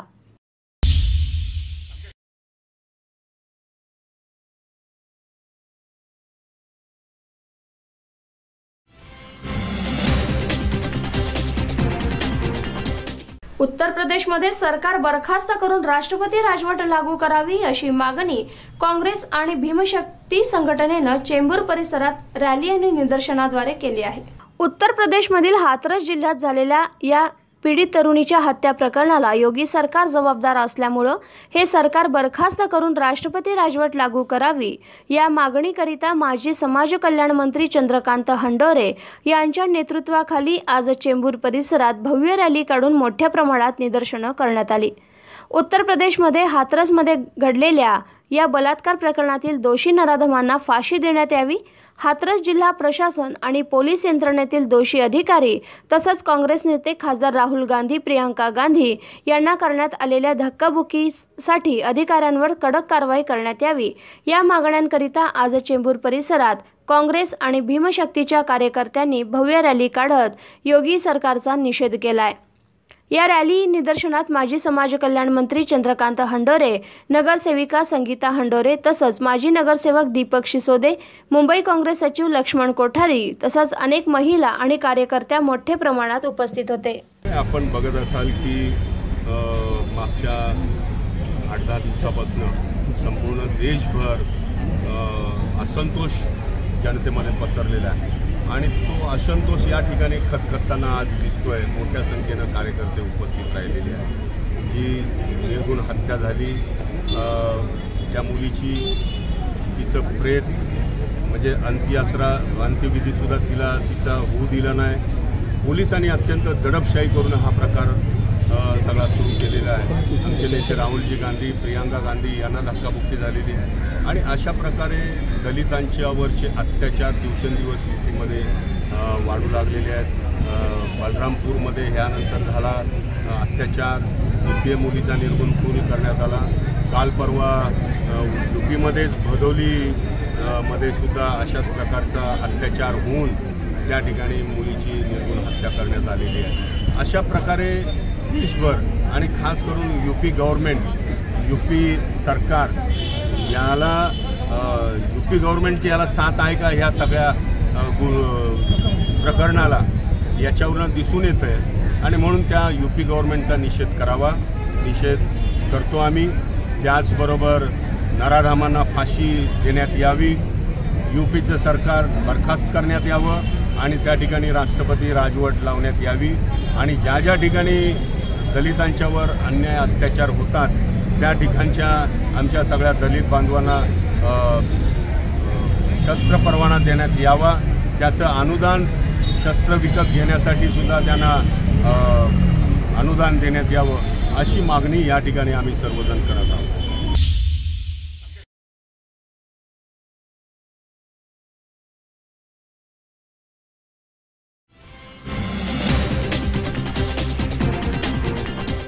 भिलोडी इथल्या विविध क्षेत्रातील मान्यवरांनी एकत्र येऊन राष्ट्रीय एकता दिनानिमित्त व्यायामाचं महत्त्व पटवून देण्यासाठी मशाल फेरीचं आयोजन केलं होतं. कोरोना टाळण्यासाठी व्यायाम आणि आरोग्यविषयक जनजागृती फेरीला मोठा प्रतिसाद मिळाल्याचं चित्र पाहायला मिळालं.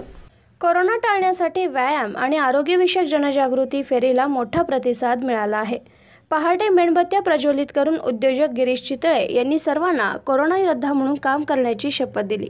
भिलोडीच्या प्रत्येक गल्लीतून, चौकातून ही जनजागृती फेरीद्वारा ग्रामस्थांशी संवाद साधत व्यायाम, योगा आणि आरोग्याचं महत्त्व पटवून देण्यात आलंय. ग्रामपंचायतीच्या प्रांगणामध्ये राष्ट्रगीत होऊन या जनजागृती मशाल फेरीची सांगता झाली.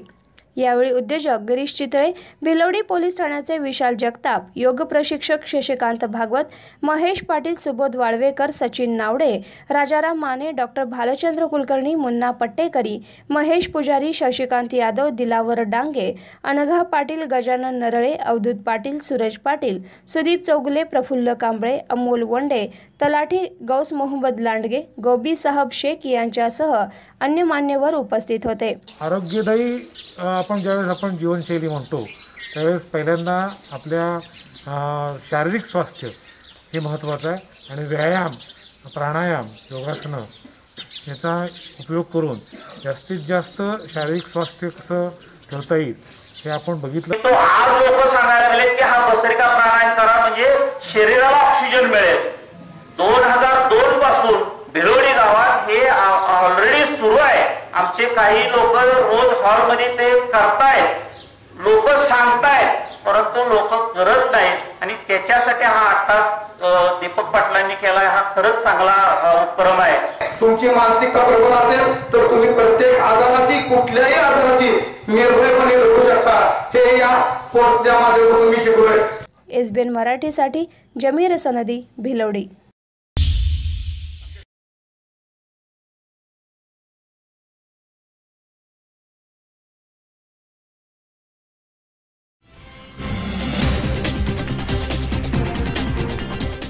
राज्यात आजपासून हॉटेल रेस्टॉरंट सुरू करण्याचा निर्णय घेण्यात आला. त्यामुळं चंद्रपूरमधील हॉटेल्स आज सुरू झाले. गेले 6 ते 7 महिने बंद असलेला हॉटेल व्यवसाय सुरू झाल्यामुळे हॉटेल मालकांमध्ये आनंदाचं वातावरण पाहायला मिळालं. राज्यात आजपासून हॉटेल्स रेस्टॉरंट सुरू करण्याचा निर्णय घेण्यात आला. यामुळं चंद्रपुरातील हॉटेल्स आज सुरू झाले. गेले 6 ते 7 महिने बंद असलेले हॉटेल व्यवसाय सुरू झाल्यानं हॉटेल मालकांमध्ये आनंदाचं वातावरण आहे. हॉटेल सुरू करण्यापूर्वी स्वच्छतेवर भर देण्यात आलाय. सर्व आसन व्यवस्था, खाण्यापिण्याची भांडी स्वच्छ करतानाचे चित्र पाहायला मिळालं. चंद्रपूरमधील प्रसिद्ध व्हेज जंक्शन हॉटेलमध्ये तर प्रत्येक टेबलवर सॅनिटायझर ठेवण्यात आलं असून एंट्री पॉइंटला सॅनिटायझरसह थर्मल गन सुद्धा ठेवण्यात आली आहे. प्रत्येक ग्राहकाची तपासणी करूनच आत प्रवेश देण्याचा नियम हॉटेल मालकांनी घेतला आहे. यानुसार या सर्व सोयीसुविधा तयार ठेवण्यात आल्या आहेत. मात्र आज पहिला दिवस असतानाही ग्राहकांचा प्रतिसाद दिसून आलेला नाही. तरीही व्यवसाय सुरू झाल्यानं मालक वर्ग मात्र खुश आहे. सबसे पहले हम गवर्नमेंट को थैंक्स बोलना चाहेंगे क्योंकि 6 महीने से जो हमारा कारोबार बंद था, बिजनेस बंद था, उसके बाद आज हमारा पहला दिन है. हमारे को परमिशन मिली है रेस्टोरेंट्स में बिठाने की.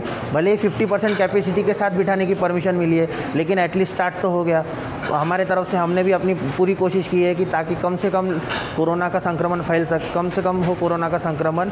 हमने जैसे कोई कस्टमर आता है तो उनके लिए सैनिटाइज़र का फैसिलिटी रखी है ताकि सबसे पहले वो सैनिटाइज करें. उसके बाद हम उनका टेम्परेचर चेक करते हैं आयर थर्मोमीटर से. उसके बाद ही किसी भी कस्टमर को अंदर आने की परमिशन दी जाती है. एक बार कस्टमर अंदर आता है तो हर टेबल पे हमने सैनिटाइजर्स की फैसिलिटी रखी है ताकि वो पहले सैनिटाइज कर सके खुद के हाथ. उसके बाद ही कोई भी प्रोसीजर आगे बढ़ता है. और जितना हो सके हम कॉन्टैक्टलेस मेन्यू की कोशिश चालू है हमारी. और उसके अलावा कोई भी कस्टमर को सर्व करने से पहले हमने ये ध्यान निश्चित किया है कि पूरा का पूरा स्टाफ मास्क पहन के रहे. बिना मास्क के किसी भी स्टाफ को परमिशन नहीं है प्रीमाइसेस में एंटर होने की.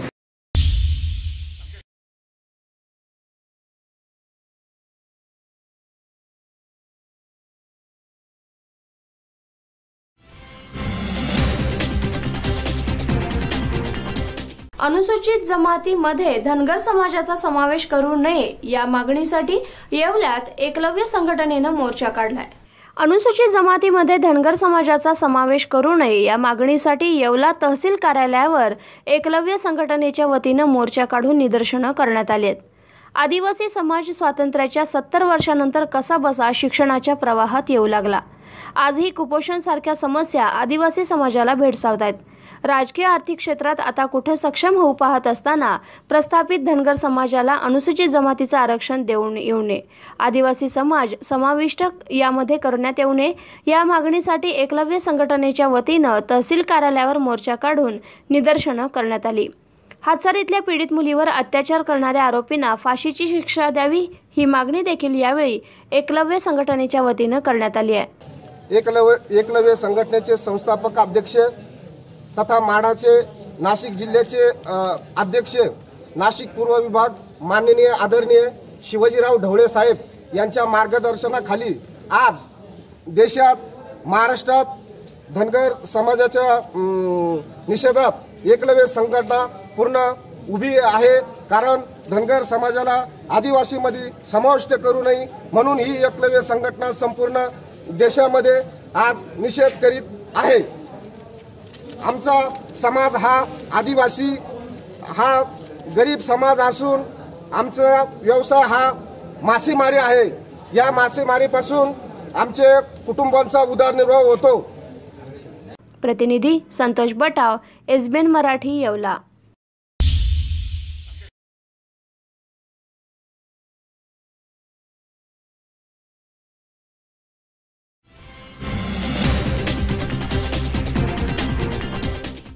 चिपरीमध्ये शारीरिक आणि मानसिक छळास कंटाळून विवाहितेनं राहत्या घरीच गळफास घेऊन आत्महत्या केली.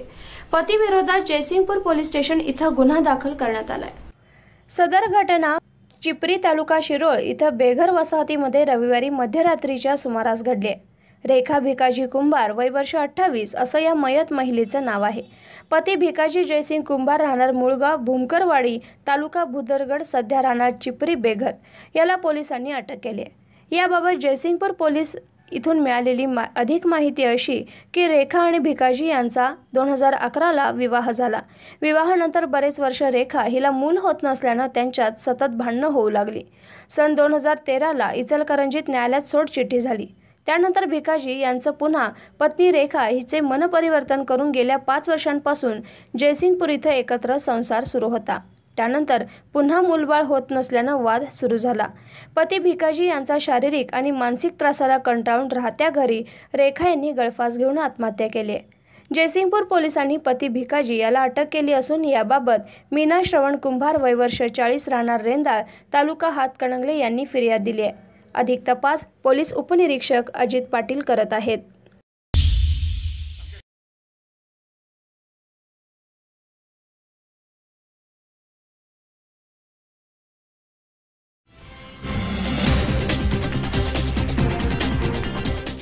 हातकणंगले तालुका सकल मराठा समाज समन्वय समितीच्या वतीनं सोमवारी तहसीलदार कार्यालयासमोर लाक्षणिक उपोषण करण्यात आलं.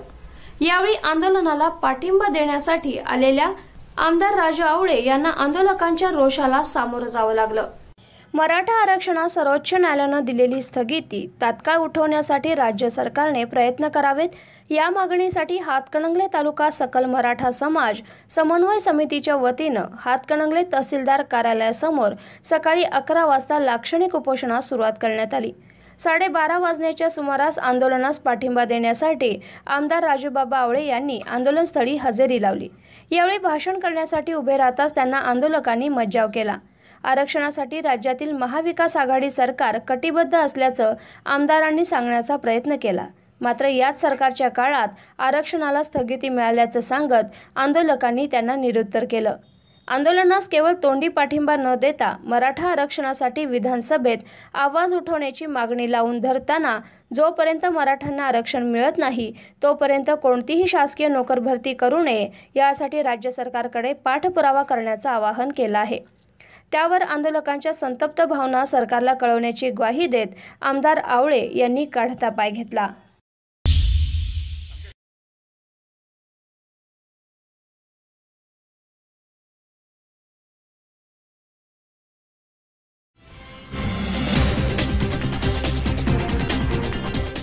पीक कर्ज वाटपामध्ये शेतकऱ्यांची अडवणूक होत असल्याचा आरोप करत विरोधी पक्षनेते प्रवीण दरेकर यांनी परभणी जिल्ह्यातील सेलू इथं स्टेट बँकेच्या कार्यालयासमोर तब्बल तासभर ठिय्या आंदोलन करत तीव्र निषेध नोंदवला आहे.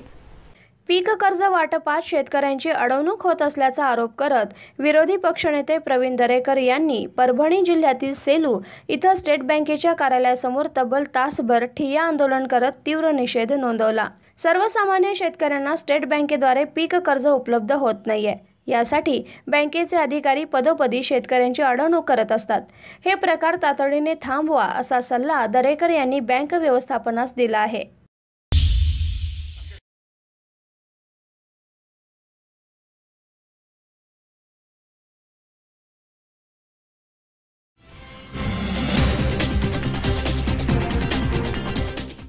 जालना जिल्हाधिकारी कार्यालयात आरोग्य मंत्री तथा पालकमंत्री राजेश टोपे यांच्या आढावा बैठकीदरम्यान एका शेतकऱ्यानं चक्क विष घेऊन आत्महत्या करण्याचा धक्कादायक प्रयत्न केलाय.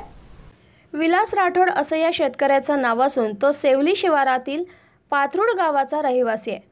दरम्यान सावकारानं जमीन हडपली असून या संदर्भात वारंवार तक्रार करूनही महसूल आणि पोलीस प्रशासन काहीच कारवाई करत नसल्यानं संतप्त झालेल्या या शेतकऱ्यानं आज जिल्हाधिकारी कार्यालयात राजेश टोपे यांच्या उपस्थितीत होत असलेल्या आढावा बैठकीदरम्यान विष घेऊन आत्महत्या करण्याचा प्रयत्न केलाय.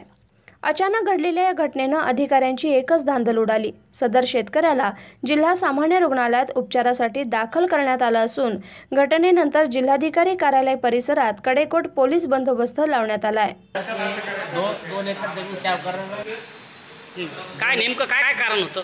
शावकरांना 2 एकर जमीन हडप केली आणि शेवरीचे PI त्याला मॅनेज होऊन त्याच्याकडून 2 लाख रुपये घेतले. माझी जमीन त्याला ताब्यात द्यायला लावली.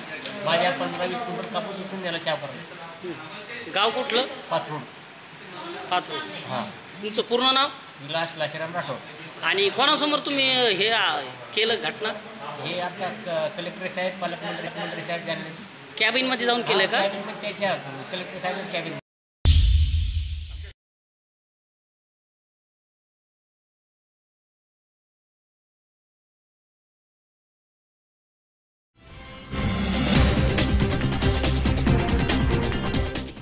इचलकरंजी शहरात आज भाविकांच्या दर्शनासाठी मंदिरं उघडण्याबाबत विश्व हिंदू परिषद यांच्या वतीनं प्रांताधिकाऱ्यांना निवेदन देण्यात आलं। गेले काही महिने कोविड-19 या महामारीच्या भीतीनं महाराष्ट्रातील मंदिरं भाविकांना दर्शनासाठी बंद ठेवण्यात आली। अन्य सार्वजनिक व्यवहार सुरळीत चालू आहेत। कार्यालय, बँका, सार्वजनिक वाहतूक व्यवस्था, सर्व शासकीय कार्यालय, प्रवेश पात्रता परीक्षा, सर्व प्रकारची बाजारं, स्थाने, मॉल्स, कारखाने, कंपन्यांची तसंच महाराष्ट्र लोकसेवा आयोगाच्या परीक्षा देखील गर्दी होण्याची ठिकाणं सुरू करण्यात आली। आपण दिलेल्या योग्य शारीरिक अंतर ठेवण्याच्या नियमांचं मात्र कुठंही पालन होताना दिसत नाहीये। यास्तव आपण साथीच्या आजारासंबंधित दिलेल्या सर्व निर्देशांचं पालन करून भाविक आपल्या श्रद्धेय देवतेचं दर्शन घेऊ इच्छित आहेत। हिंदू धर्मियांच्या भावना या मंदिरातील मूर्तींच्या प्रत्यक्ष दर्शनानं त्यांना आत्मिक बळ मिळतं, मानसिक समाधान मिळतं। मंदिराभोवती असणाऱ्या व्यवसायानं हजारो लोकांचा उदरनिर्वाह होत असतो। त्यांच्यावर सध्या उपासमारीची वेळ आली आहे। हिंदू धर्मियांचे महत्त्वाचे सण नवरात्र, दसरा, दिवाळी जवळ आलेत। आराध्य दैवताच्या दर्शनानं या काळात मोठ्या प्रमाणात वस्तूंची खरेदी विक्री होत असते। यासोबतच आर्थिक उलाढालही मोठी होत असते। विश्व हिंदू परिषद ही हिंदू धर्मियांची अग्रणी संघटना आहे आणि त्यांनी केलेल्या निवेदनात मंदिरं उघडण्यात यावीत यासाठी मागणी करण्यात आली आहे। या परिषदेनं यासाठी पुढाकारही घेतलाय। लाखो हिंदूंचा यासाठी आग्रह होत आहे अशी विनंती देखील शेवटी करण्यात आली आहे।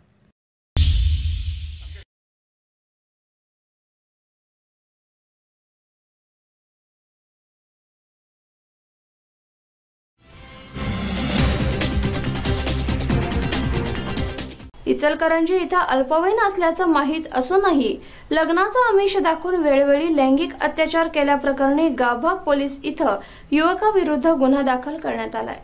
इचलकरंजी इथं अल्पवयीन असल्याची माहिती असूनही लग्नाचा आमिष दाखवून वेळोवेळी लैंगिक अत्याचार केल्याप्रकरणी गावभाग पोलीस इथं युवकाविरुद्ध गुन्हा दाखल करण्यात आलाय। विनायक महालिंगाप्पा मुंजी, वय वर्ष 21, सध्या राहणार सुतारमळा, इचलकरंजी, मूळ राहणार महालिंगपूर, जिल्हा बागलकोट, राज्य कर्नाटक असं त्याचं नाव आहे। याबाबत पीडित मुलीच्या वडिलांनी पोलिसात तक्रार दिली आहे। संशयित विनायक याला गावभाग पोलिसांनी अटक केली आहे। सुतारमळा परिसरातील अल्पवयीन मुलीबरोबर संशयित विनायक याचे सूत जुळले। यातून विनायक यांना पीडित अल्पवयीन असल्याचं माहीत असूनही तिला लग्नाचा आमिष दाखवून वेळोवेळी शारीरिक संबंध ठेवून तिच्यावर अत्याचार केले। तिचा गर्भपात करून दुचाकीवरून घेऊन संशयित विनायक यांना घेऊन गेला असं या तक्रारीतही म्हटलेलं आहे। या प्रकरणी मुंजी याच्या विरुद्ध गुन्हा दाखल करून त्याला अटक करण्यात आली आहे।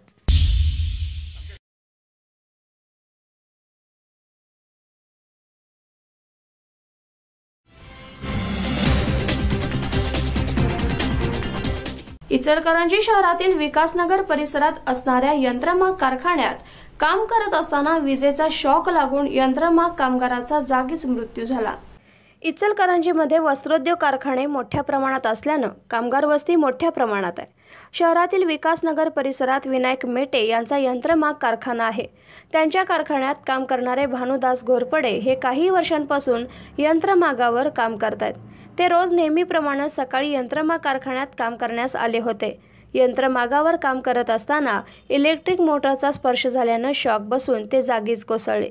दरम्यान कामगारांनी आयजीएम हॉस्पिटलमध्ये उपचारासाठी दाखल केलं, मात्र डॉक्टरांनी त्यांना मृत घोषित केलंय। दरम्यान आयजीएम बाहेर नातेवाईकांनी मोठी गर्दी केली होती। शहरात यंत्रमाग कामगार मोठ्या प्रमाणात असल्यानं कारखानदारांकडून त्यांचा कोणताही विमा उतरवला जात नाही। त्यामुळे यंत्रमाग कामगार काम करत असताना कोणती दुर्घटना घडली तर त्याचा परिणाम त्यांच्या कुटुंबावर होतो। त्यामुळे सर्व कारखानदारांनी कामगारांचा विमा उतरवावा अशी मागणी कामगार वर्गानं केली आहे।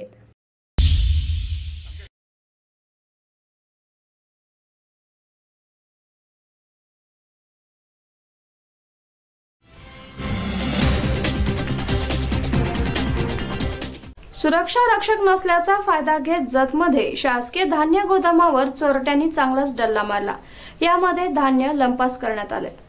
याबाबत मिळालेली अधिक माहिती अशी की जत तालुक्यातील स्वस्त धान्य दुकानासाठी पुरवठा करणारं धान्य शासकीय गोदामात ठेवलं जातं। त्या ठिकाणाहून तालुक्यात धान्याचा पुरवठा केला जातो। या ठिकाणी असणारे सुरक्षा रक्षक हे काही महिन्यांपूर्वी सेवानिवृत्त झाल्यानं त्या ठिकाणी सुरक्षा रक्षक ही जागा रिक्त आहे। काल संध्याकाळी कर्मचारी इस्माईल शेख हे शासकीय गोदामावर बंद करून गेले होते। त्या ठिकाणी रात्रीच्या वेळी सुरक्षा रक्षक नसल्यानं चोरट्यांनी त्याचा फायदा घेत गोदामाच्या पाठीमागील बाजूचं शटर उचकटून गोदामात प्रवेश करत 50 किलो वजनाच्या तांदळाची 9 पोती, 1350 रुपये किमतीची आणि 50 किलो वजनाची 5 मक्याची पोती, 500 रुपये किमतीची असा एकूण 1850 रुपयांचा मुद्देमाल चोरट्यांनी लंपास केला. या घटनेची माहिती मिळताच जतचे तहसीलदार सचिन पाटील यांनी घटनास्थळी भेट दिली आहे. संशयित आरोपींवर 380 प्रमाणे जत पोलीस ठाण्यात गुन्हा दाखल करण्यात आलाय. अधिक तपास जत पोलीस करत आहेत.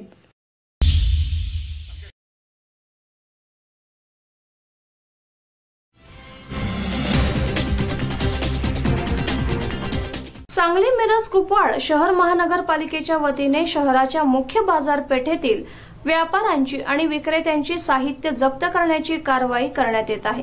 ही कारवाई त्वरित थांबवण्यात यावी अशी मागणी माजी नगरसेवक शेखर माने यांनी केली आहे. सध्या चालू असलेली कारवाई त्वरित थांबवावी अशी मागणी माजी नगरसेवक शेखर माने यांनी केली आहे. अतिक्रमण काढण्याची कारवाई ही कोविड-19च्या काळात करण्यात येऊ नये. आगामी दसरा दिवाळीच्या पार्श्वभूमीवर थांबलेल्या अर्थव्यवस्थेला गती मिळणार आहे. लॉकडाऊनमुळे आर्थिक अडचणीत आलेल्या व्यापारींना कारवाईमुळे आणखीनच अडचणीत येण्याची शक्यता आहे. त्यामुळे सदर कारवाई थांबवण्यात यावी अशी मागणी व्यापारी आणि विक्रेते यांच्या वतीनं करण्यात आली आहे. सांगली महापालिकेकडून गेल्या आठवड्यापासून महापालिका क्षेत्रामध्ये विशेषतः सांगलीच्या मुख्य बाजारपेठेमध्ये महापालिकेच्या वतीने व्यापाऱ्यांचं साहित्य जप्त करणे, विक्रेत्यांचं साहित्य जप्त करणे अशी मोहीम राबवण्यात येत आहे. परंतु मागील वर्षीचा सांगली शहरात आलेला महापूर, कोरोनामुळे बाजार परिस्थितीची बिकट परिस्थिती व सध्या 3 महिन्याचा लॉकडाऊन नंतर पुनश्च हरिओम प्रमाणे व्यवसाय व्यापार सुरू झालेला आहे. असं सुरू होत असतानाच महापालिकेच्या कडून कुठलीही व्यापारी व विक्रेत्यांना पूर्वसूचना न देता JCB मशीनच्या साहाय्याने त्यांची दुकानाची मोडतोड करणे, विक्रेत्याचं साहित्य जप्त करणे अशी मोहीम राबवण्यात येत आहे. या मोहिमेला आज सांगली शहरातील व्यापाऱ्यांनी प्रचंड विरोध केला. त्या महापालिकेच्या कारवाईला शिवसेनेच्या वतीने सुद्धा विरोध करण्यात येईल. महापालिकेने ही कारवाई तातडीने थांबवावी, अन्यथा हायकोर्टाचा अवमान म्हणून अवमान याचिका दाखल करून महापालिकेच्या विरोधात कारवाईची मागणी करण्यात येईल.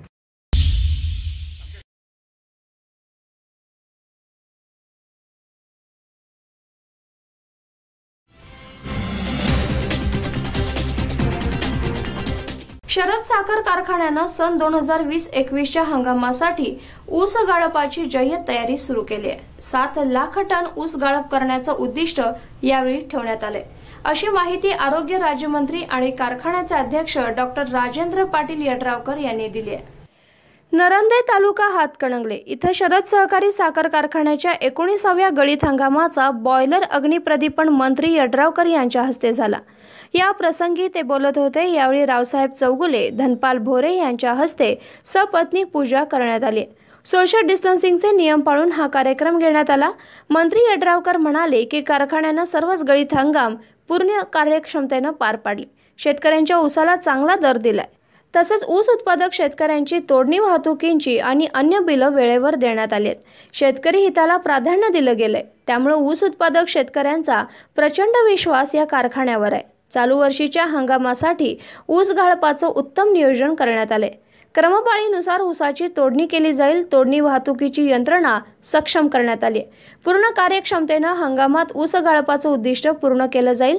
यावेळी जयसिंगपूरचे उपनगराध्यक्ष संजय पाटील यड्रावकर, युवा नेते आदित्य पाटील यड्रावकर, शिरोळ पंचायत समिती सभापती कविता चौगुले, पंचायत समिती सदस्य मिनाज जमादार, मीनाक्षी कुरडे, हातकणंगलेचे उपसभापती राजकुमार भोसले, कारखान्याचे उपाध्यक्ष थबा कांबळे, दशरथ काळे, दादेपाशा पटेल, मलाप्पा चौगुले, प्राध्यापक BK चव्हाण, सरपंच रवींद्र अनुसे, संचालक बबन भंडारी, DB पिष्टे, आप्पासाहेब चौगुले इत्यादींसह अधिकारी, कर्मचारी उपस्थित होते.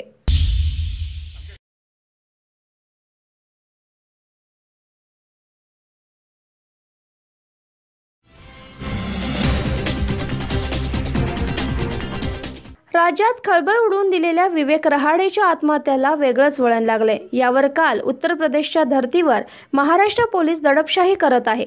त्यामुळं ही दडपशाही मराठा समाज सहन करणार नाही असा धमकीवजा इशारा ठोक मोर्चाच्या वतीनं देण्यात आला होता। यावर विरोधी पक्षनेते प्रवीण दरेकर देखील बोलले। ते म्हणाले की चिठ्ठी त्यानं लिहिली किंवा नाही लिहिली हे 2 दिवसात समोर येईल, मात्र त्यानं आत्महत्या केली हे तर मात्र खरं आहे। त्यामुळे मराठा समाजातील तरुणांच्या मानसिकतेचा विचार करणं महत्त्वाचं आहे। तुम्ही चिठ्ठीवर जेवढी चर्चा करता, त्यावर FIR दाखल करता, तत्परता दाखवता, तेवढीच तत्परता मराठा तरुणांच्या भावनेबाबत दाखवा, असा एक प्रकारचा इशारा विरोधी पक्षनेते प्रवीण दरेकर यांनी सरकारला दिला आहे। पण एक गोष्ट खरं आहे, त्या नेत्यांचं किंवा मराठा समाजाची आरोप असे का भावनेत नव्हते, तर ज्या गांभीर्याने या ठिकाणी सरकारनं मराठा आरक्षणामध्ये लक्ष घातलं नाही, त्यामुळे कोर्टात आरक्षण सुप्रीम कोर्टात टिकवता आलं नाही। मग डॉक्युमेंटेशन देणं असेल, वकील उपस्थित राहणं असेल, नीट पद्धतीनं प्रेझेंट करणं असेल, आणि त्यामुळे मराठा समाजाच्या तरुणांना किंवा नेत्यांना असं वाटतंय की सरकार या विषयाला महत्त्व देत नाही, आणि मग असा तर उद्देश नाही ना सरकारचा विषय डायव्हर्ट करण्यासाठी काय वेगळं चाललंय, अशा प्रकारच्या शंकेच्या भावनेतनं या ठिकाणी त्यांचं वक्तव्य आलं नाही। अशा प्रकारचं मला सुद्धा आयजींचा फोन आला होता, कारण मी दौऱ्यावर आहे, त्याच्यामुळे त्याची तीव्रता पोलीस प्रशासनाला होती की मी येणार, भेट देणार, आणि त्याच्यामुळं वातावरण त्या ठिकाणी बिघडू नये या भावनेतनं वस्तुस्थिती अशी आहे या माहितीस्तव मला आयजीनी प्रसन्न यांनी सांगितलं होतं। तशा प्रकारचं FIR झाल्याचं पण मला समजतं, परंतु चिठ्ठी जरी त्यांनी लिहिले नाही लिहिले याचा अवकाश आपल्यासमोर 2 दिवसात येईल, परंतु आत्महत्या केली हे तर खरं आहे ना। त्याच्यामुळे मराठा समाजातल्या तरुणांच्या मानसिकतेचा विचार करणं आवश्यक आहे। तुम्ही चिठ्ठीवर जेवढी चर्चा करता, चिठ्ठीच्या बाबतीत FIR दाखल करण्यासाठी तत्परता दाखवता, त्याच्याला मी काय त्याचं समर्थन करत नाही, पण तेवढीच तत्परता मराठा समाजातल्या तरुणांच्या भावनांची करा ना, आणि त्याच्यात लक्ष घाला, ते होताना दिसत नाही। आणि मला वाटतं या ठिकाणी या गोष्टीचा गांभीर्याने विचार करून सरकारनं मराठा समाजाच्या तरुणांमध्ये ही जी मानसिकता येते त्याचा अभ्यास करून तात्काळ उपाययोजना करण्याची आवश्यकता आहे। आंदोलनाची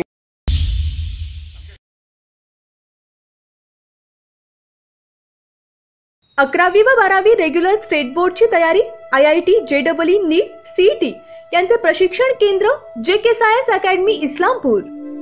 मुलींसाठी स्वतंत्र निवासी वसतिगृह तसेच मुलांसाठी स्वतंत्र निवासी वसतिगृह 100% यशाची खात्री देणारे एकमेव प्रशिक्षण केंद्र JKSIS अकॅडमी इस्लामपूर।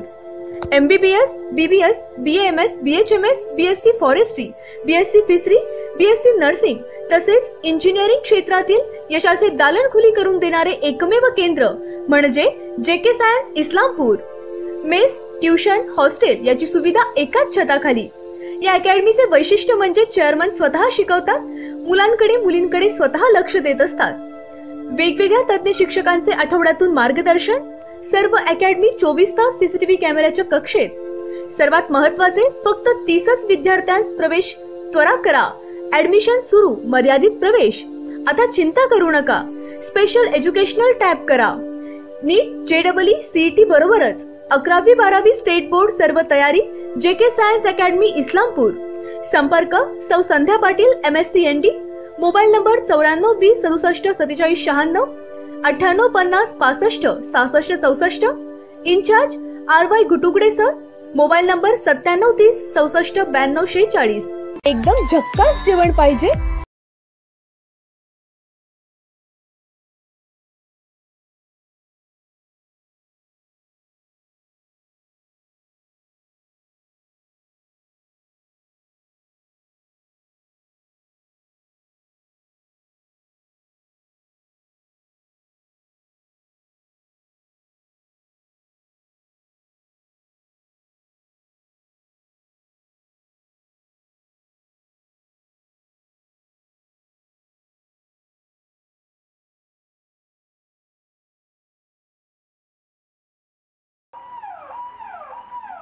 अत्याधुनिक उपचार आणि तपासण्या एकाच छताखाली मिळण्याचं ठिकाण म्हणजे सेवा सदन लाईफलाईन सुपर स्पेशालिटी हॉस्पिटल।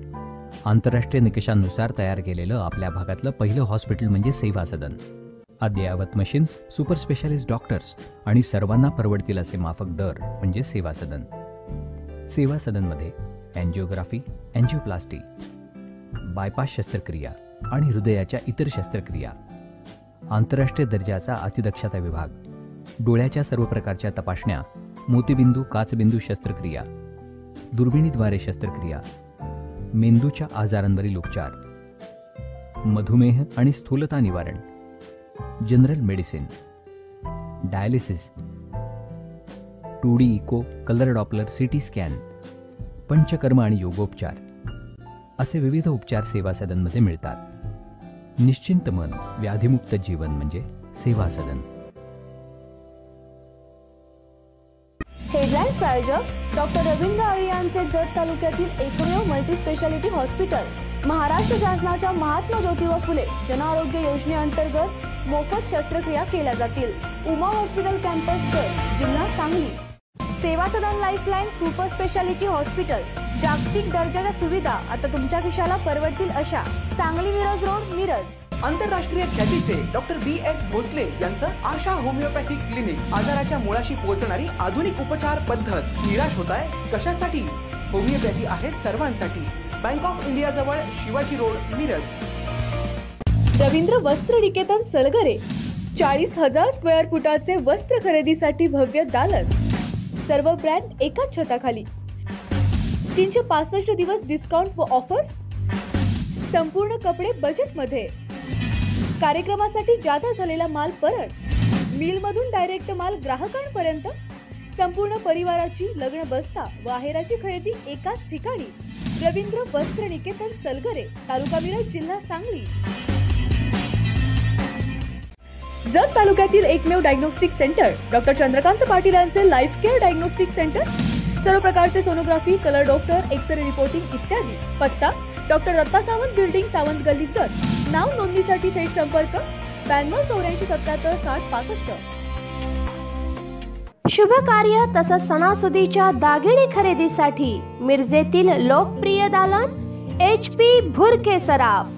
मांगल्याचं दालन, त्याला सोनेरी सजावट. करावया सुवर्ण खरेदी HP भुरके सराफच. चोख सोने आणि चांदीमधील अलंकारांसाठी HP भुरके सराफ. चोख सोन्यामध्ये मंगळसूत्र, नाविन्यपूर्ण कर्णफुले, अंगठ्या, नेकलेस इत्यादी अलंकार मिळतील. तसंच चोख चांदीमध्ये पैंजण, करंडे, निरांजन, फ्रेम, ग्लास, अत्तरदाणी, गुलाबदाणी, तबक करंडे, मूर्ती असे अलंकार मिळतील.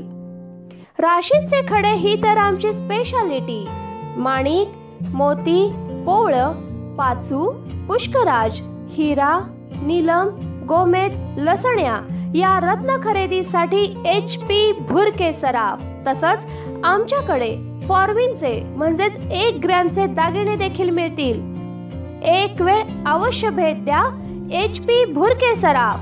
शनिवार पेठ, सराफ कट्टा, मिरज. मोबाईल 98 947 696. प्ले स्टोअर वरून आत्ताच डाउनलोड करा स्काय स्टार ऑनलाइन ऍप. आपल्या हक्काचं आपलं दुकान.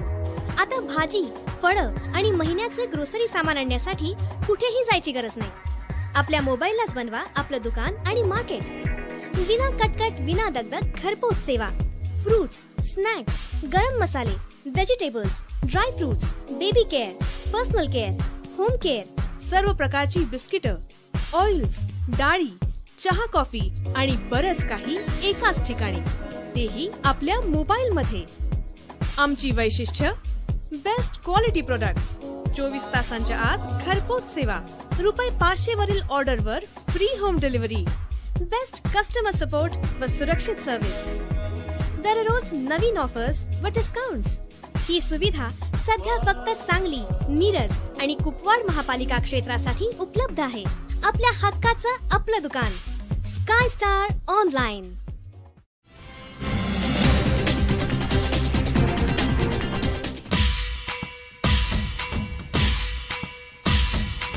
आमचे मार्गदर्शक वारकरी संप्रदायाचे अनुयायी पलूस सहकारी बँक शाखा कुंडलचे शाखाधिकारी वसंतरावजी पुदाले शिक्षण संस्थेचे संचालक.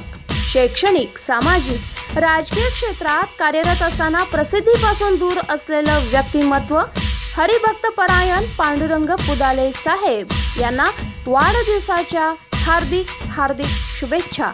शुभेच्छुक स्वामी विवेकानंद विचार मंच Palus. Indian oil petrol pump परिवार सांडगेवाडी पलूस आणि पुदाली परिवार पलूस।